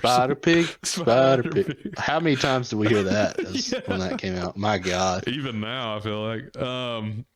Simpsons movie 2007, 7.3, or Before Sunrise, Ethan Hawke, Richard Linklater film. That's the first one in the franchise. Before Sunrise, and then Before Sunset, and then Before Midnight. So 1995. Well, I'm going to say with those two names, I'm just going to take them. Okay, Before Sunrise? Yeah. Okay. It's a great franchise if you've never checked it out before. 8.1 for Before Sunrise. So that wins. Before Sunrise at 8.1, or Men in Black 2, 2002. Before Sunrise. Before Sunrise. Probably a good choice. Men in Black Please 2, God. 6.2. Yeah, it's pretty big difference. I couldn't take that L. I couldn't handle that. So right now you're sitting at 10 in a row. It's looking good right now. I can live with that. If I lose now, I'm happy. At least I got 10. Men in Black 2 at a 6.2, or the Barbie film 2023. Barbie, gotta go Barbie. Yeah, gotta 6.8. That's actually lower than I thought it was. Oh my God! I thought it was in the sevens. I was thinking 7.5 maybe. Yeah, I was thinking around that range too. But yeah, you got it. Barbie at a 6.8, or Pretty Woman 1990. That is Pretty Woman. Okay, not Pretty Woman. Yeah, I don't know. 7.1. Ooh, that's a little close. Pretty Woman 7.1 or Prometheus 2012, infamously one of my least favorite movies of all time. Pretty Woman 7.1. I'm gonna say Pretty Woman. Pretty Woman, okay. Prometheus is a 7. You were 0.1 difference. You got it. Oh my gosh. Oh my gosh. Another film I thought would be lower than what it actually scored. Yeah, I can't believe that. I thought that was gonna be an easy one. Prometheus at 7 or Cloud Atlas 2012. I haven't thought about that movie in forever. What? Tom Hanks. I'm gonna go Berry. I'm going. Yeah, I'm going Prometheus. Prometheus at a 7. Okay, I guess it may be a tie here. Cloud Atlas 7.4. Oh, 13. brutal. That movie was that good? It was okay from what I remember, but I definitely enjoyed it more than Prometheus. Dang. I'll take that L, I guess. 13, yeah. I mean, that's a close one to lose on. It's saying your score is in the top 10%, so tell all your friends. Oh, man, I'm awesome. 13. That's going to be a tough one for me to beat, honestly. All right, let me pull it up here. Movies. I'm going to have to lock in. See what we get up here. Oh my gosh, this is a heck of a matchup. Am I going to go 0 again like that one time? Aladdin 2019 live action or Clash of the Titans 2010. Oh my god, dude. Yeah, that's. I feel like I know what it has to be or what it should be. I don't. But that doesn't necessarily mean. I'm gonna look this up. I have absolutely no idea. Absolutely no idea on this one. I'm looking up. Go ahead. I don't even know. I don't know what I'm going to say on this. This is a complete coin toss. Because I feel like if I had to guess, they're probably both at like the mid. You're not going to be able to range. guess what they are. I just looked them both up. Is it like really close? No, they're within a full point. Clash of the Titans versus the Aladdin remake. God, I wish this was the original Aladdin. Live That would make action. it so much easier. Yeah. I'm about to look up what the original Aladdin was. I think it's like an 8.1, something like that, or 8.0. Yeah, it is. Yeah, well, unfortunately for you, that's not the one you got. God, dude, I'm over here like, I'm literally going to go 0 again. How honestly, did I get these? Yeah, we'll redo it if you get it wrong. We're not good. This is some trash. I think I go the Aladdin remake. All right. Aladdin 6.9. Clash of the Titans 5.8. Okay, thank goodness. I thought Clash of the Titans was maybe a little more hated than I remembered. Oh, all right. Now You got through that debauchery. Coin toss. Golly. I can't believe Aladdin got 6.9, to be honest with you. Well, I just thought it being Disney alone would probably help it. Good point. Aladdin 6.9 taking on Captain America Civil War. Captain America Civil War. 7.8 takes home the prize. I'm doing better than 0. That's all I care about. 7.8 for Cap Civil War taking on Unbreakable. Oh, still Civil War, but I'm going to say Unbreakable is like a 6.9, 7. 7.3 for Unbreakable. 7.3. All right. Ooh. 7.3 Unbreakable taking on Soul. The 2020 anime. That's such a good movie. I'm going to say Soul. Soul with a flat 8. Dang, let's go. Yeah. That's a great movie, dude. Soul with an 8, taking on Knocked Up, 2007. Soul. 6.9, Gady for Knocked Up. Perfect. Knocked Up 6.9, taking on the original Friday the 13th, 1980. Oh, original Friday the. hold on. Let me think a second. Because over here, for a second, I thought it was original Halloween. And I was like, oh, yeah, original Halloween.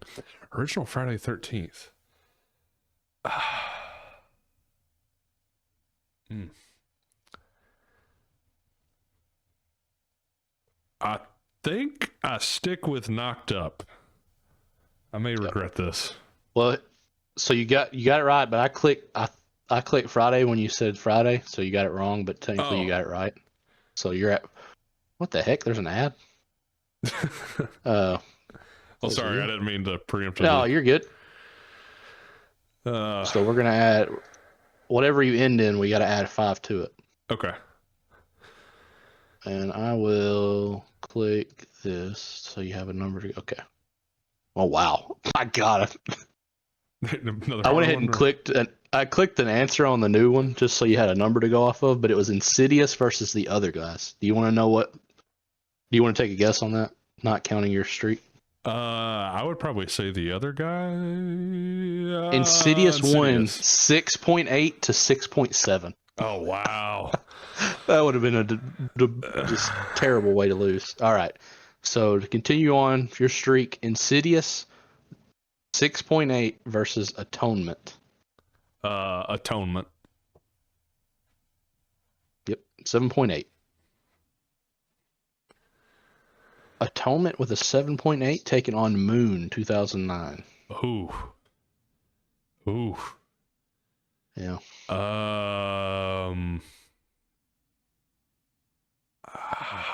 This is going to be close. I'll go ahead and say it. Yeah. Yes, it is. I think I'll stick with Atonement, but I think Moon might be like an 8. I think I see. It was a tie. Atonement. A tie. Oh, well. 7.8. Yep. Thank goodness. So Moon moves on with a 7.8, taking on Whiplash 2014. Whiplash. 8.1. Yep. 8.5, actually. 8.5. Wow. Good God. Let's go. So deserves I love that movie. Oh, that's a great movie. 8.5 Whiplash. Ant-Man and the Wasp. Hey, I worked on that movie. You should pick it then. Yeah, I'm in it, I think. I don't know. Yeah, I stick with Whiplash, of course. No brainer. It's really good. A flat 7 for Ant-Man and the Wasp, though. Oh, that's actually higher than I thought it was rated. Yeah, me too. Oh, no. Ant-Man and the Wasp 7 versus Django Unchained. Django Unchained. That's like an 8.5 as well. Yeah, it is. 8.5, Indiana Jones and the Temple of Doom. Still Django. Yeah. It's my least favorite Indiana Jones, I think. Nothing wrong with it, though. Well, not counting the child one. Indiana Jones, Temple of Doom 7.5, taking on Minority Report, 2002. Minority Report. Steven Spielberg film. Tom Cruise. By 0.1, 7.6. I was pretty confident for a 0.1 difference. Yeah. Minority Report 7.6 versus A Beautiful Mind. A Beautiful Mind. Yeah, that's probably a good guess there. 8.2. Beautiful Mind with an 8.2 taking on Jurassic Park: The Lost World. Or The Lost World Jurassic Park, as it's put in here. A Beautiful Mind. 6.6 for Jurassic. 6.6 Lost World versus Untouchables, 1987. Untouchables. 7.8. Untouchable 7.8 taking on Free Guy 2021. Untouchables. There's some of these movies being mentioned in the same conversation. 7.1 for Free Guy is kind of surprising. I knew it was really loved at the time it came out. Free Guy 7.1 versus Back to the Future Part 3. Back to the Future Part 3. 7.5. Back to the Future 3 with the 7.5 versus Solo, a Star Wars story. Back to the Future 3. I really like Solo, honestly. Yeah, it's overrated. 6.9 Solo. Monsters Inc. Monsters Inc. Original. Yeah, it's a no-brainer. 8.1, 8.2. Monsters Inc. 8.1 versus National Treasure. Monsters Inc. National Treasure is the 10, I imagine. In my mind, it is. National Treasure 6.9 versus Cinema Paradiso. Cinema Paradiso. National Treasure wins. Good. Dang, if you would have added my 5, maybe I'd be going for a world record here, or my personal record at least. You'd be at 22 right now. Oh, dang. 8.5 versus Pacific Rim. 8.5. Pacific Rim. I do love Pacific Rim as well. Great movie here. 6.9 Pacific Rim versus Bullet Train. Bullet Train. Like a 7.1 or 2 or something. 7.3. Nice. Bullet Train 7.3 versus Monty Python and the Holy Grail. Oh, Monty Python and the Holy Grail. My favorite comedy ever. Let's go. It's 8.2. Like yeah, let's go. Okay, what am I sitting at now? My all-time record is 29, so I just want to know. You're at 20 plus, so you're at 25. Okay. All right. 5 more to go. Donnie Darko versus 8.2 Monty Python. Monty Python. 8 flat for Donnie Darko. Closer I knew it was higher rated, but I hope you get this one. Donnie Darko 8 versus Prince of Persia: The Sands of Time. Ooh, love that movie. I'd stick with Donnie Darko. Two Prince Jake of Persia, movies. does that have Jake Gyllenhaal? Yeah, two Jakers. I was about to say.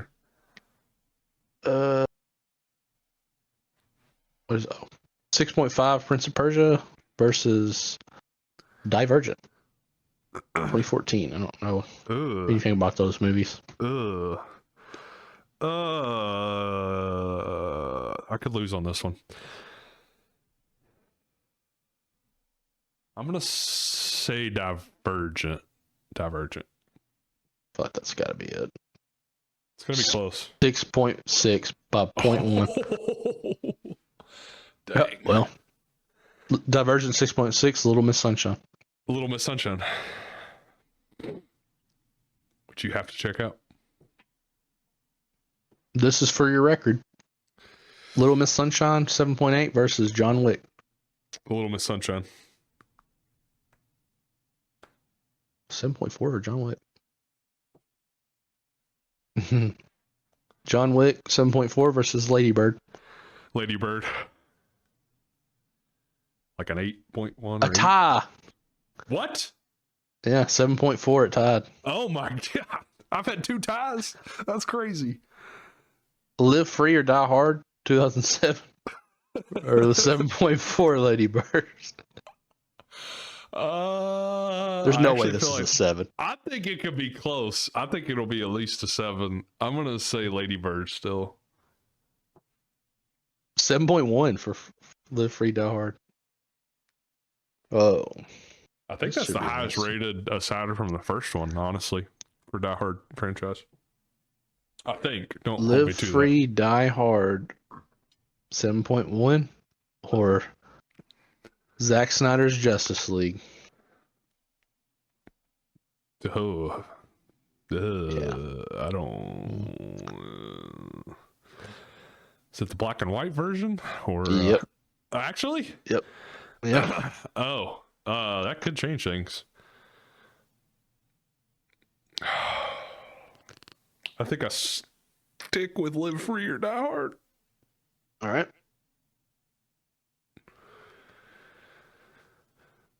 You lost it. Oh. You want it 7.9. What? Yes. Okay. Okay. Snyder fans have been out on droves bombing. I want to say now I lost the review bombing. This is the review. It has 469,000 reviews and a 7.9 average. I'm calling this bomb gate. Is what I'm calling this because that doesn't. Well, you finished with 32 total, so that's good. Yeah, like I said, new record for me. Dude, I thought it may be a little bit higher, but 7.9 is unbelievable. Yeah, I did not think 7.9 at all. that's far fetched to say the least. I mean, I did enjoy the black and white version more than the original. Yeah, for sure. absolutely. But I don't know if I'm going that far with it. Okay, wow. I mean, I was worried there for a minute. I was like, how long are we going to go on for this? It's going to be the longest segment of the podcast. Of the podcast, yeah. Oh, cool. New record. You said 33, right? 32. Oh, 32. My favorite number. Okay. So on from higher to lower. I am the champion for this episode. I almost lost on the first one, though, is what's crazy. I could have gone 0, but I went for 32. That was great. What a matchup on that first one. 2 ties. Crazy. Okay. On to our next game here. Blind draft. Do you want to reverse the order and I go first? Like, you tell yours to me first? And you rank them? Yeah. Yeah, I'll rank first. Yeah. Yeah, let me pull them up here.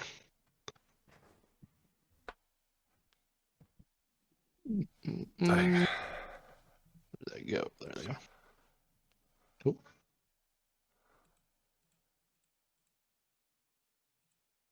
All right. Are you ready? I'm ready.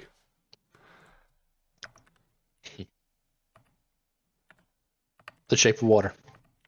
Oh, I actually really like that movie. I think I don't know if definitely one of the weaker Best Picture winners, but I think it's still overrated. I'm gonna say 3. This is about to be a Del Toro list. I'm already trying to guess here. Oh God, imagine. The Grand Budapest Hotel. This is a year list, isn't it? It could be. I'm gonna go. I'm gonna go 4. Yeah, I'm gonna go 4. Really enjoy that movie. The Social Network. Social Network. Oh, never mind. Not a year film. I'll go number 2 for Social Network. Okay.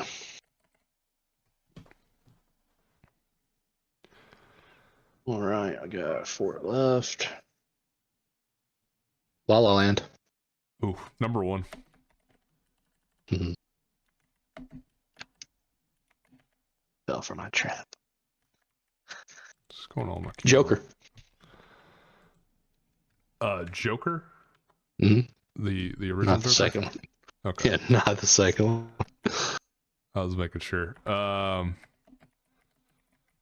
guess I go 5 with that. I hate it because I really enjoyed that movie. I'll probably have it ranked higher, but yeah, I go Joker 5. All right. A lot of good movies so far. How am I gonna? I have 6, 7 left. 6, 7, 6, 7. 6, 7, 6, 7. The Hateful Eight. Look at me, I'm cool and hip. What? I told you fell for my trap. Oh man. I placed La La Land perfectly. Man. You gotta be kidding. I'd call you some dirty words if this is an explicit podcast. Well, I guess I have to go 6 with Hateful Eight, even though you fell for the trap. You got me back for Boondock Saints, didn't you? That's what this is about. Yeah. That's what this is about. And number 7 is Life of Pi. Okay, I'm fine with that. I thought you were about to say like Django Unchained, and I was gonna smash my keyboard. Imagine. Those were the best score winners from the 2010s. Oh, nice. That's really creative. Not all of them, obviously, but that's a really creative list. I love that. Yeah, I was like, I'm trying to think of something different. I don't usually. It's definitely reaching deep. Skyfall lost to Life of Pi, by the way. Wow. Well, random. Yeah, very random. I get it, I guess. Life of Pi was really big when it came out. Ang Lee, however not pronounce it. Dang, dude. I would definitely. I mean, Hateful Eight would honestly be my number 2, still behind La La Land. That's fair. I just love La La Land so much. I think everything else, well, Joker would be higher. I'd probably have it La La Land, Hateful Eight, Social Network, Joker, Shape of Water, and then Grand Budapest and Life of Pi. Although I do really like Grand Budapest, it's just not over the moon about it or anything. Okay. Right. Starting out for your list. Are you ready? I'm ready for this. Okay. Number 1, Ford v Ferrari. 5.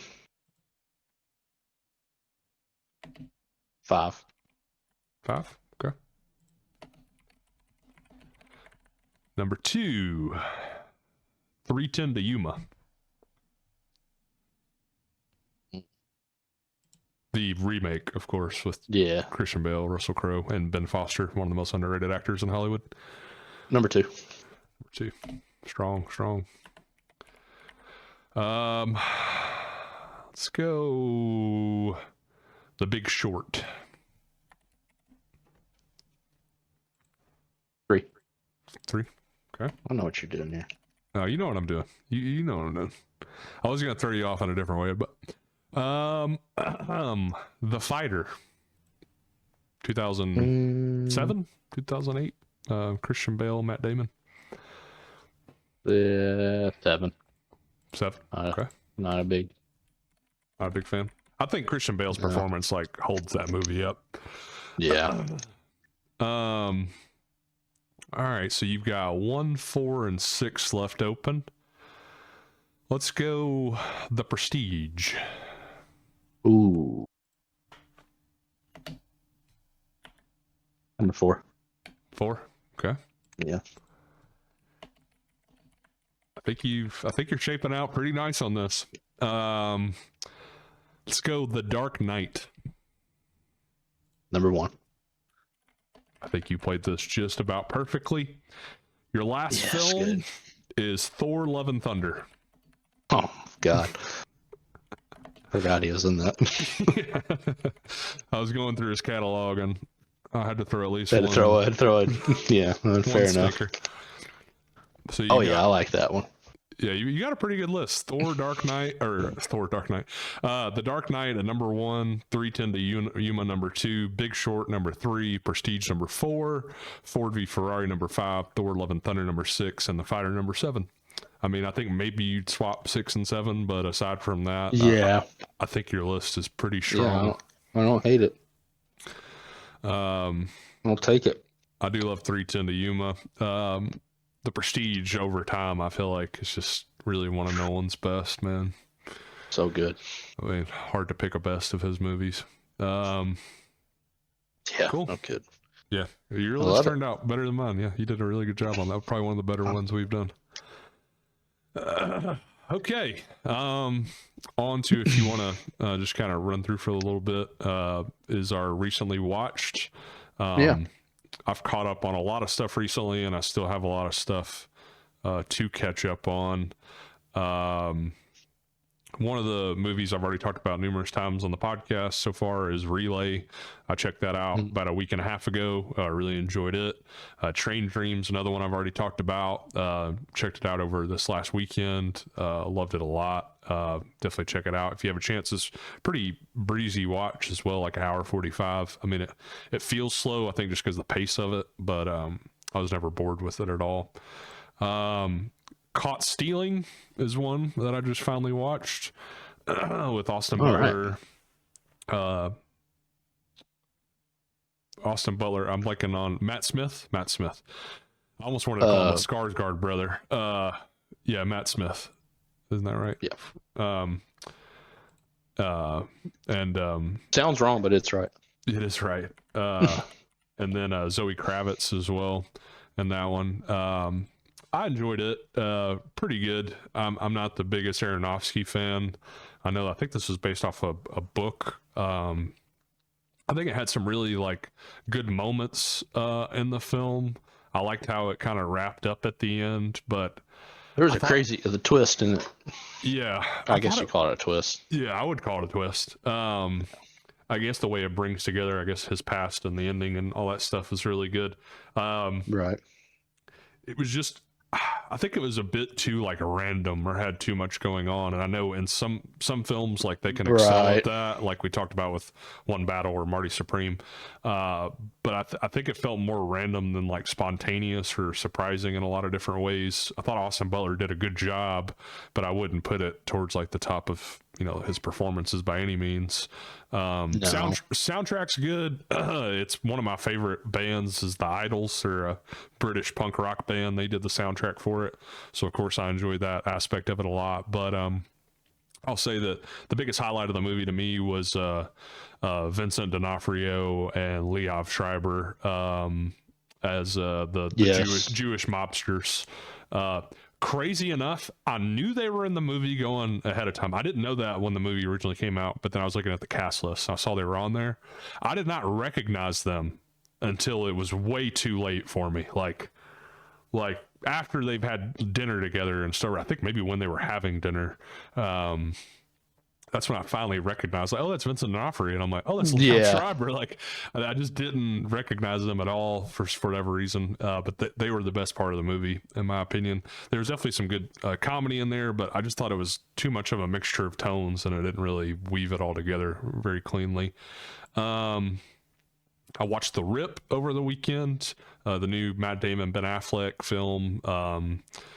Kyle Chandler's in it as well. There's Tiana Taylor. It's got a pretty stacked cast in it. But I enjoyed it. I think it was better than a lot of Netflix original films that they have come out, especially like in this sort of vein. I thought it kind of kept you on the edge of your seat and guessing.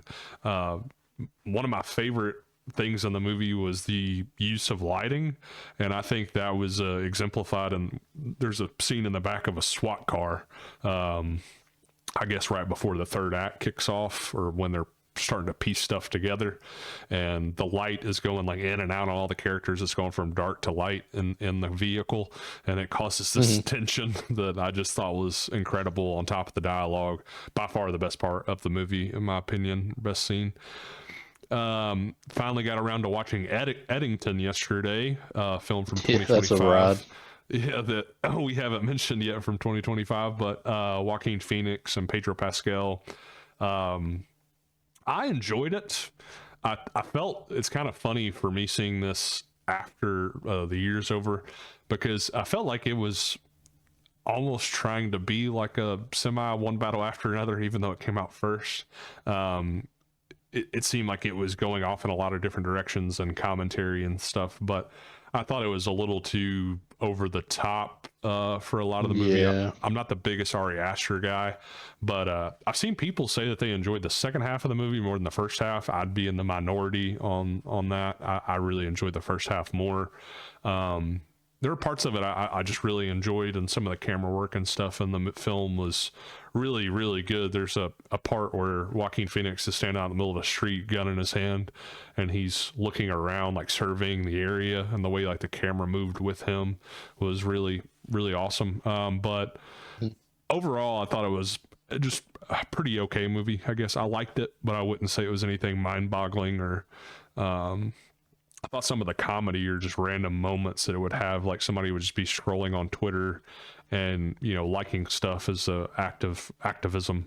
Yeah.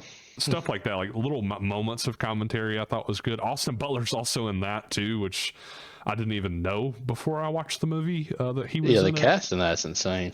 Yeah, Emma Stone having kind of a more minor role in the film. I don't know. Like I said, there were parts of it that I really, really enjoyed a lot, and then other parts that I was just kind of like bored with, or just thought it was kind of underwritten, I guess. I don't know. But I liked it okay. Wake Up Dead Man. I watched that over the weekend, the new Knives Out film. Love that movie. I enjoyed it. I think I enjoyed it more than the second one. I still prefer the first Knives Out for me personally. Yeah, I don't think you can beat the first one. No, the cast of the first one, and I feel like the location and the story.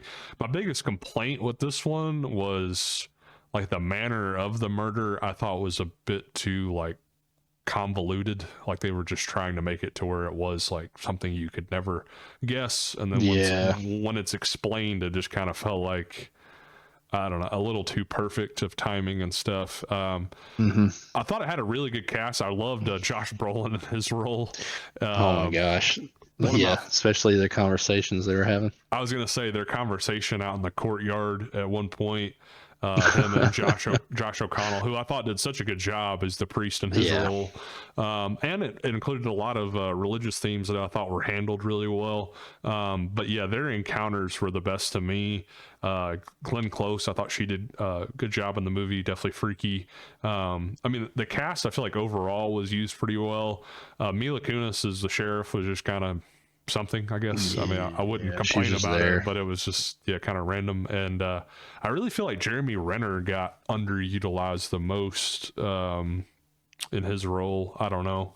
There was just certain people that I feel like weren't playing to their strengths in their performances. Like in this one, we got more of just Josh O'Connell and not the supporting characters. Like the first two seemed like we got time with every supporting character. In this one, not so much. Yeah, I keep saying O'Connell. It's O'Connor. O'Connor. Yeah. You got that wrong. No, I got it wrong too. I keep wanting to say O'Connell. I definitely feel like it was more of his film. And another complaint I'd have about the movie is I feel like Benoit Blanc is like not exactly the character that he's been, or not as smart, I guess, as he's been in the last two. He seemed like he was just messing around, like not really. Yeah, not taking it seriously. I get like having fun with his character and saying stuff like Scooby Dooby Doo in his voice, which is funny, but like I felt like Josh O'Connor's character was solving the crime more than Benoit Blanc was. And he was just kind of more comedic relief rather than like anything special, I guess, as far as his brain goes. But that's another complaint I have about it. I enjoyed it. I didn't think it was anything incredible. I did like the location that they used a lot inside the church and all that. And I loved Jeffrey Wright, as little of a role as he had in the movie. I felt like he, being at the beginning and the end, did such a good job. And now just a few shows that I've watched recently. One is Fallout. I'm only 3 episodes in on that. I've enjoyed what I've watched so far. I think the 3rd episode that I just watched last night was probably the weakest out of the ones I've watched so far, which was the one that introduces Macaulay Culkin. I've enjoyed it though. The first 2 episodes especially, I thought it was given a lot of good backstory, a lot of good lore into it, and just their little journey. Like I was locked in for the first 2 episodes, and I'm excited to watch more of that. I finished Pluribus finally. I really enjoyed it overall. I don't think it was like one of the best TV shows ever made. I'm like, based off of 1 season, I would still have Severance, like stuff like that, like way above this for Apple shows. But I did like the ending. I just think it definitely more of like a cliffhanger, I guess to say, and really depends, I feel like, on the quality of season 2. It stands alone really well. I still feel like the first episode of the season was the best of the season, but it definitely went a lot of directions I'd never expected it to. And lastly, Night of the Seven Kingdoms. I've watched both of those episodes, and I've really enjoyed it so far. I just wish it was longer. I told my girlfriend last night I would prefer if they had like half the amount of episodes and just double the amount of runtime. Like if 1 and 2 was 1 episode, and like an hour and a half each episode or something. Yeah, it'd be more like an hour, because I think the longest episode might be even like the first one at like 42 minutes. I like think you're right. Finale's like 35 or 36 minutes long. So yeah, I would prefer if they were more like hour-long episodes. I get why they're doing it that way, but I have thoroughly enjoyed it so far. I love the characters and the setting, and I think it's Lionel Baratheon or something like that, or Linus, I can't remember his name, but the Baratheon King, and it's definitely one of my favorite characters so far. But I thought it's been really good and definitely different as far as more of I guess a close-up story within Game of Thrones rather than like something too big or epic or anything like that. It's a nice different take on that universe. But I've enjoyed it. I think that's pretty much all I watched so far. I mean, my favorite stuff I've watched out of that list would be Train Dreams, Relay. And as far as TV shows go, I mean, I guess maybe because I finished it too, but Pluribus, I enjoyed a whole lot. I'd probably go Pluribus, Night of the Seven Kingdoms, and Fallout, but I've enjoyed all the TV I've been watching. Not a bad little lineup there. As far as I go, I'm not going to talk on Fallout and Night as well. I've watched those. I haven't finished Pluribus, but I'm trying to. As far as TV, I think that's all the TV I've really been watching on anything new. I actually just watched Lonesome Dove. Oh, really? Recently. Yeah. I've never seen it. I actually own the book. four-part mini-series. It was a 4-part made-for-television episode, I guess, in 1990. Somewhere around there. Late 80s, early 90s. Phenomenal. 4-part. It's, for one, the cast alone just makes it absurd. But didn't know it was based on a book, so I'm going to try to pick the book up. Yeah, it's a book. I guess it's a book series.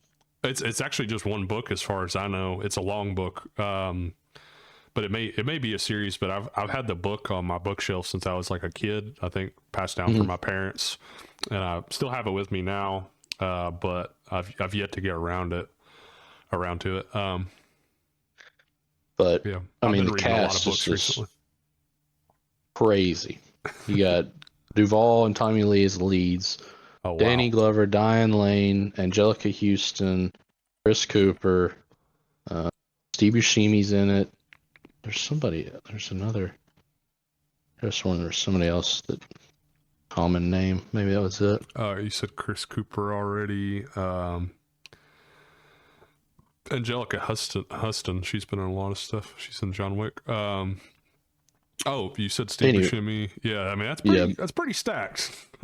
Yeah, that's insane for what it was. Episode rating. I mean, the rating overall being an 8.7 is insane. Only 29,000 reviews too. And each episode's rating, like the finale having an 8.8, like that's pretty incredible. That's a must watch, I think, for anybody, because it's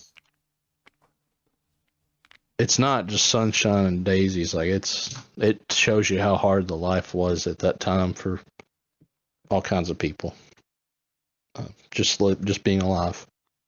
I think it said it won some Golden Globes, which is whatever. But Duvall, it's mainly Duvall's show though, or movie or show, I guess. Really. It's rated as 153 on the top shows of all time, just so you know. That's pretty more than fair. It's very good. I recommend. It's long, each episode about an hour and a half roughly. But it's worth the watch if you got time. It's on Prime for free. That's pretty much all I've watched over the last couple of weeks because it's so long. But except for this last week, I have watched all the Daniel Craig James Bonds, because every Bond movie is now on Netflix. Every movie. That's crazy. I was going to say Casino Royale, Quantum of Solace, yeah, all those. Skyfall, Spectre, No Time to Die. Lonesome Dove actually won 7 Emmys when it came out. Wow. And I think it had at least like 14 nominations. Yeah, it did numbers back when it came out for sure. I don't doubt that. After watching it, that makes a lot of sense because, man, it was very good. One of my favorite Western movies, shows, whatever. I mean, just phenomenal. Yeah, definitely. Recommend that. Recommend all the Bond movies, all the Craig Bond movies. I watched that over the last week or so, 2 weeks. Yeah, I'm definitely out of the movies we talked about so far. Like I said, Blue Moon that's been at the top of my watch list for a few weeks now, and I'm gonna check it out probably this afternoon / tonight. I would love to go back, like you said, and watch all the Bond films like in order if I ever have the time to do such a thing. There's so many. Yeah, there's so many. Um, yeah, I always So many like Bond a Bonds. whole lot. Yeah, so many Bonds and more to come. And more to come, that's for sure. All right, so you want to finish out here? Do you want to pick out of our we think will win out of the major categories of the Yeah. Oscars? We can do that. I've already had friends texting me that are like betting on this, so we can go ahead and put it all out there for people that want to make you some money. make you some money. So nominees for Best Picture for this year's Oscars is, and I guess it's in alphabetical order: Begonia, F1, crazy, Frankenstein, Hamnet, I forget. Marty Supreme, One Battle After Another, The Secret Agent, Sentimental Value, Sinners, and Train Dreams. I think it's a no-brainer, One Battle After Another. I know we talked about the top three being highly contested, but Right. Yeah, I know. I agree completely. I think it's got to be One Battle. And I think that's, again, the heavy favorite. It's like minus 1,400, I believe, for the odds. I think it just, the star power alone just propels that so much further. Well, and I feel like Paul Thomas Anderson, being like a long time like Hollywood hero when it comes to his films, done some of the best movies of all time. I feel like that helps it as well, with him being behind the camera and writing the screenplay. And Leo is the main actor. I mean, Leo. And I just think it has a lot of what the Academy, I guess, looks for in a Best Picture. But I feel like that's a pretty done deal. If it didn't win, like I know we talked about Marty Supreme and Sinners being like the other ones that would have to win. But even if, Marty Supreme won for Best Picture, I would be floored. I'll say that. Yeah. As far as if One Battle does not win, my jaw That'd be would the hit the upset floor. of the night. That'd be like a Nora winning for Best Picture. Or even Parasite. There's definitely been some shockers in the last few years, or even remember Anthony Hopkins, Best Actor. Yeah, how could I ever forget that? So I don't know. Garbage. I mean, I say it's 100%, but you just kind of never know at the Oscars. At the You end really of the day. don't. Like, there is no sure bet. No. There's really not. But I feel like as sure of a bet there'd be probably would be for Best Picture, One Battle. Another one I think is probably a runaway is Best Actor. You have Timothy Chalamet for Marty Supreme, Leo for One Battle After Another, Ethan Hawke for Blue Moon, Michael B. Jordan for Sinners, and Wagner Moura for The Secret Agent. I think this is a runaway with Timothy Chalamet. Yeah. I wouldn't be surprised if they give it to Leo, though. Yeah. I think, again, another thing that I think is points in favor of Chalamet is, I haven't seen like Blue Moon or Secret Agent, but if we're talking about Timothy Chalamet versus Leo, is again like he gets to shine a lot more, I think, in his movie. Yeah, oh, for sure. And gets more, I guess, diversity of stuff to deal with. There's pretty good stretches and where Leo's not on screen. Yeah, to the point that, I mean, yeah, I guess he is the lead actor of the film, but right. I feel like you get a lot of Sean Penn too in that movie. Yeah, I'd say those are probably the two categories that are as much of a lock as you can be for the Oscars. One Battle and then Timothy Chalamet for Best Actor. This is probably a runaway. Best Director, Chloe Zhao for Hamnet, Josh Safdie for Marty Supreme, which I love the fact they nominated him for that. The fact that the Golden Globes did not, it was very disappointing. Paul Thomas Anderson, One Battle After Another. I think it's Joachim Trier for Sentimental Value, and then Ryan Coogler for Sinners. I think it's probably PTA. I mean, I'd have to say. Yeah. Probably. It's going to be hard to. What is the odds on that? Probably about the same. I think it's 1,400. Yeah, I would say it's. I need to look up Oscar betting odds just to see for sure. Couchy.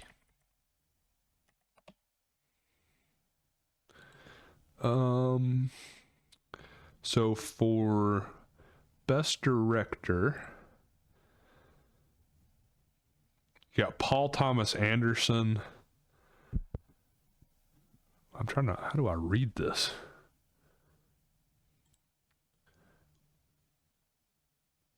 So I'm trying to understand how this works.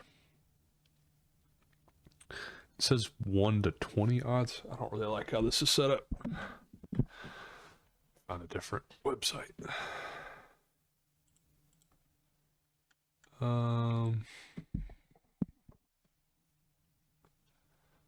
Best director. Okay, so he's got a 92.3% chance.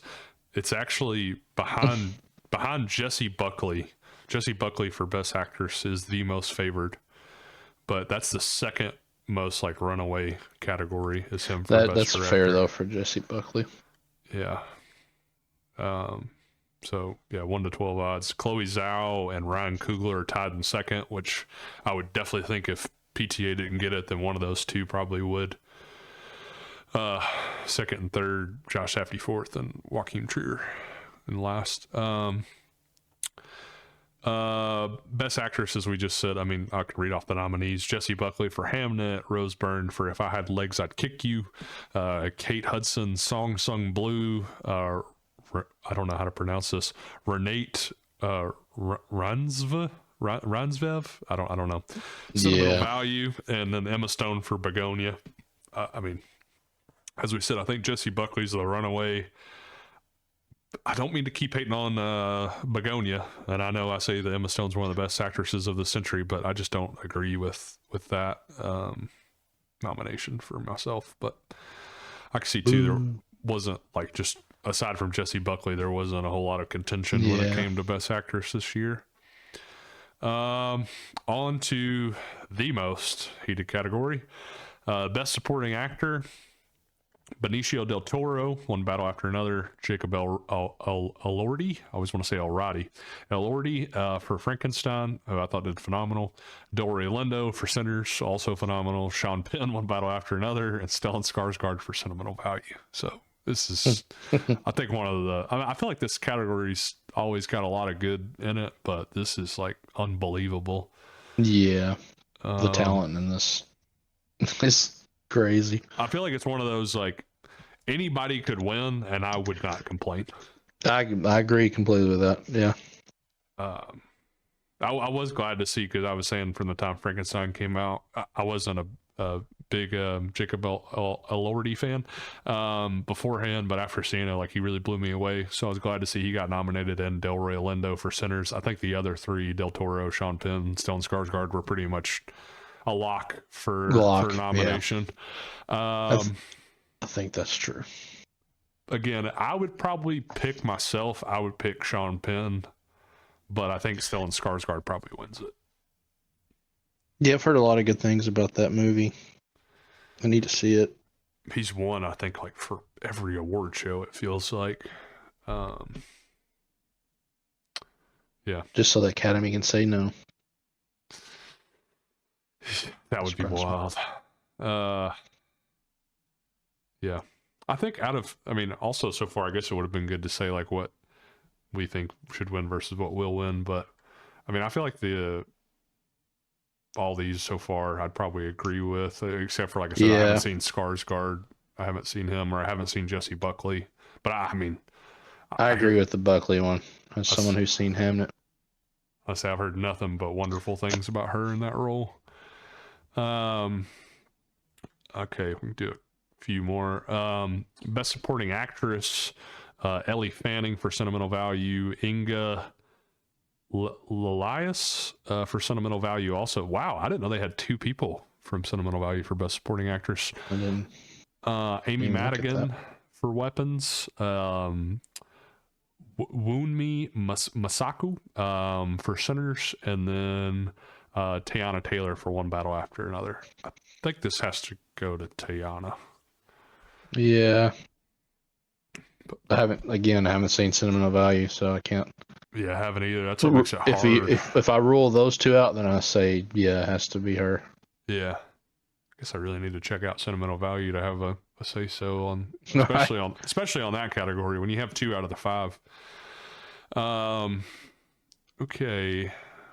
Let's go to, we'll do best screenplays and then best casting, because that's a new category as well. For best original screenplay, Robert Kaplow for Blue Moon, Jafar Panani, and script collaborators also for It Was Just an Accident, Ronald Bronstein and Josh Safdie for Marty Supreme, names I can't pronounce for Sentimental Value, and Ryan Coogler for Sinners. What do you think on this? It's changed a lot since. I feel like personally, it's from, again, I haven't seen two of these movies. It's either Sinners or Marty Supreme. But I'd probably go. Man, that's tough. I'll say Sinners. That's what I'd pick. I'd agree with that. Just because I feel like it's Marty Supreme is original, but at the same time, he is a real person in real life. Yeah. I understand the story, but I don't know. I just think Sinners is too good of an original to beat. Yeah. Again, I haven't seen two of those, but I feel like it has to. It's Sinners to lose. It's got to be. Yeah. Agreed. For best adapted screenplay, this is probably going to be another maybe easy one. Will Tracy for Begonia, Guillermo del Toro for Frankenstein, Chloe Zhao and Maggie O'Farrell for Hamnet, Paul Thomas Anderson for One Battle After Another, and then Clint Bentley and Greg Quadar for Train Dreams. I think it has to be PTA. Definitely has to lose, I think. Again, this goes back to, I think One Battle is going to sweep just about every category that it's in. That they're in, yeah. And this leads into, which actually, this could be maybe heated, I don't know. The best casting. Nina Gold for Hamnet, Jennifer Venditti for Marty Supreme, Cassandra Kulakundis for One Battle After Another, Gabrielle Dominguez for Secret Agent, and then Francine Maisler for Sinners. I feel like this is between One Battle and Sinners. I do too. I think this one's a very close one as well. Like, I don't know, man. It's tough. I don't know if they came up to me and said, you get to pick, I don't know what I'd pick. I think one thing they both have going for them in the same way is both picking like young, kind of unknown actors, especially in the case of Sinners, I feel like, with Miles Kenton and then Chase Infinity for One Battle. I feel like both like rising star talents that were like perfect in their roles and kind of lead the films in their own ways. Like, I think that the casting on picking those out were phenomenal. If we're talking just best ensemble, I think I'd have to give it to One Battle we're talking about, again, Benicio del Toro, Sean Penn, Teyana Taylor, Leo, Chase Infinity. Yeah. I feel like it's probably stronger on the acting, probably. I would think I'd have to go that. Here's another random category for you. I'd just be interested to see what you have to say. Best cinematography: Frankenstein, Marty Supreme, One Battle, Sinners, and Train Dreams. What do you think could win for best cinematography? Man, I really like Frankenstein in that category. Honestly, it's just that's another one that's just like, man, that's a toss-up. You can't really go wrong with really any of those choices. Because I think Train Dreams also had one of the best cinematography of the year. Again, I guess you just default to if One Battle is nominated. Just let it. Yeah, just go ahead. Why not? That's again, I think is the crazy part is again, Sinners being the most nominated film in history, but I think One Battle is still gonna probably win out for most wins. like everything they're in. Yeah. Some of the smaller categories. I'd say one thing that in my mind should 100% be a lock is best score for Sinners. Yeah, you're right. I think if that doesn't that will happen, be an upset. Ludwig Göransson like proving himself is like, I feel like the family tree of composers in film history, at least as far as the big ones go, I feel like it goes from John Williams to Hans Zimmer to Ludwig Göransson. I really feel like is what it is. Like he is the next guy for that. Him or me, one of the two.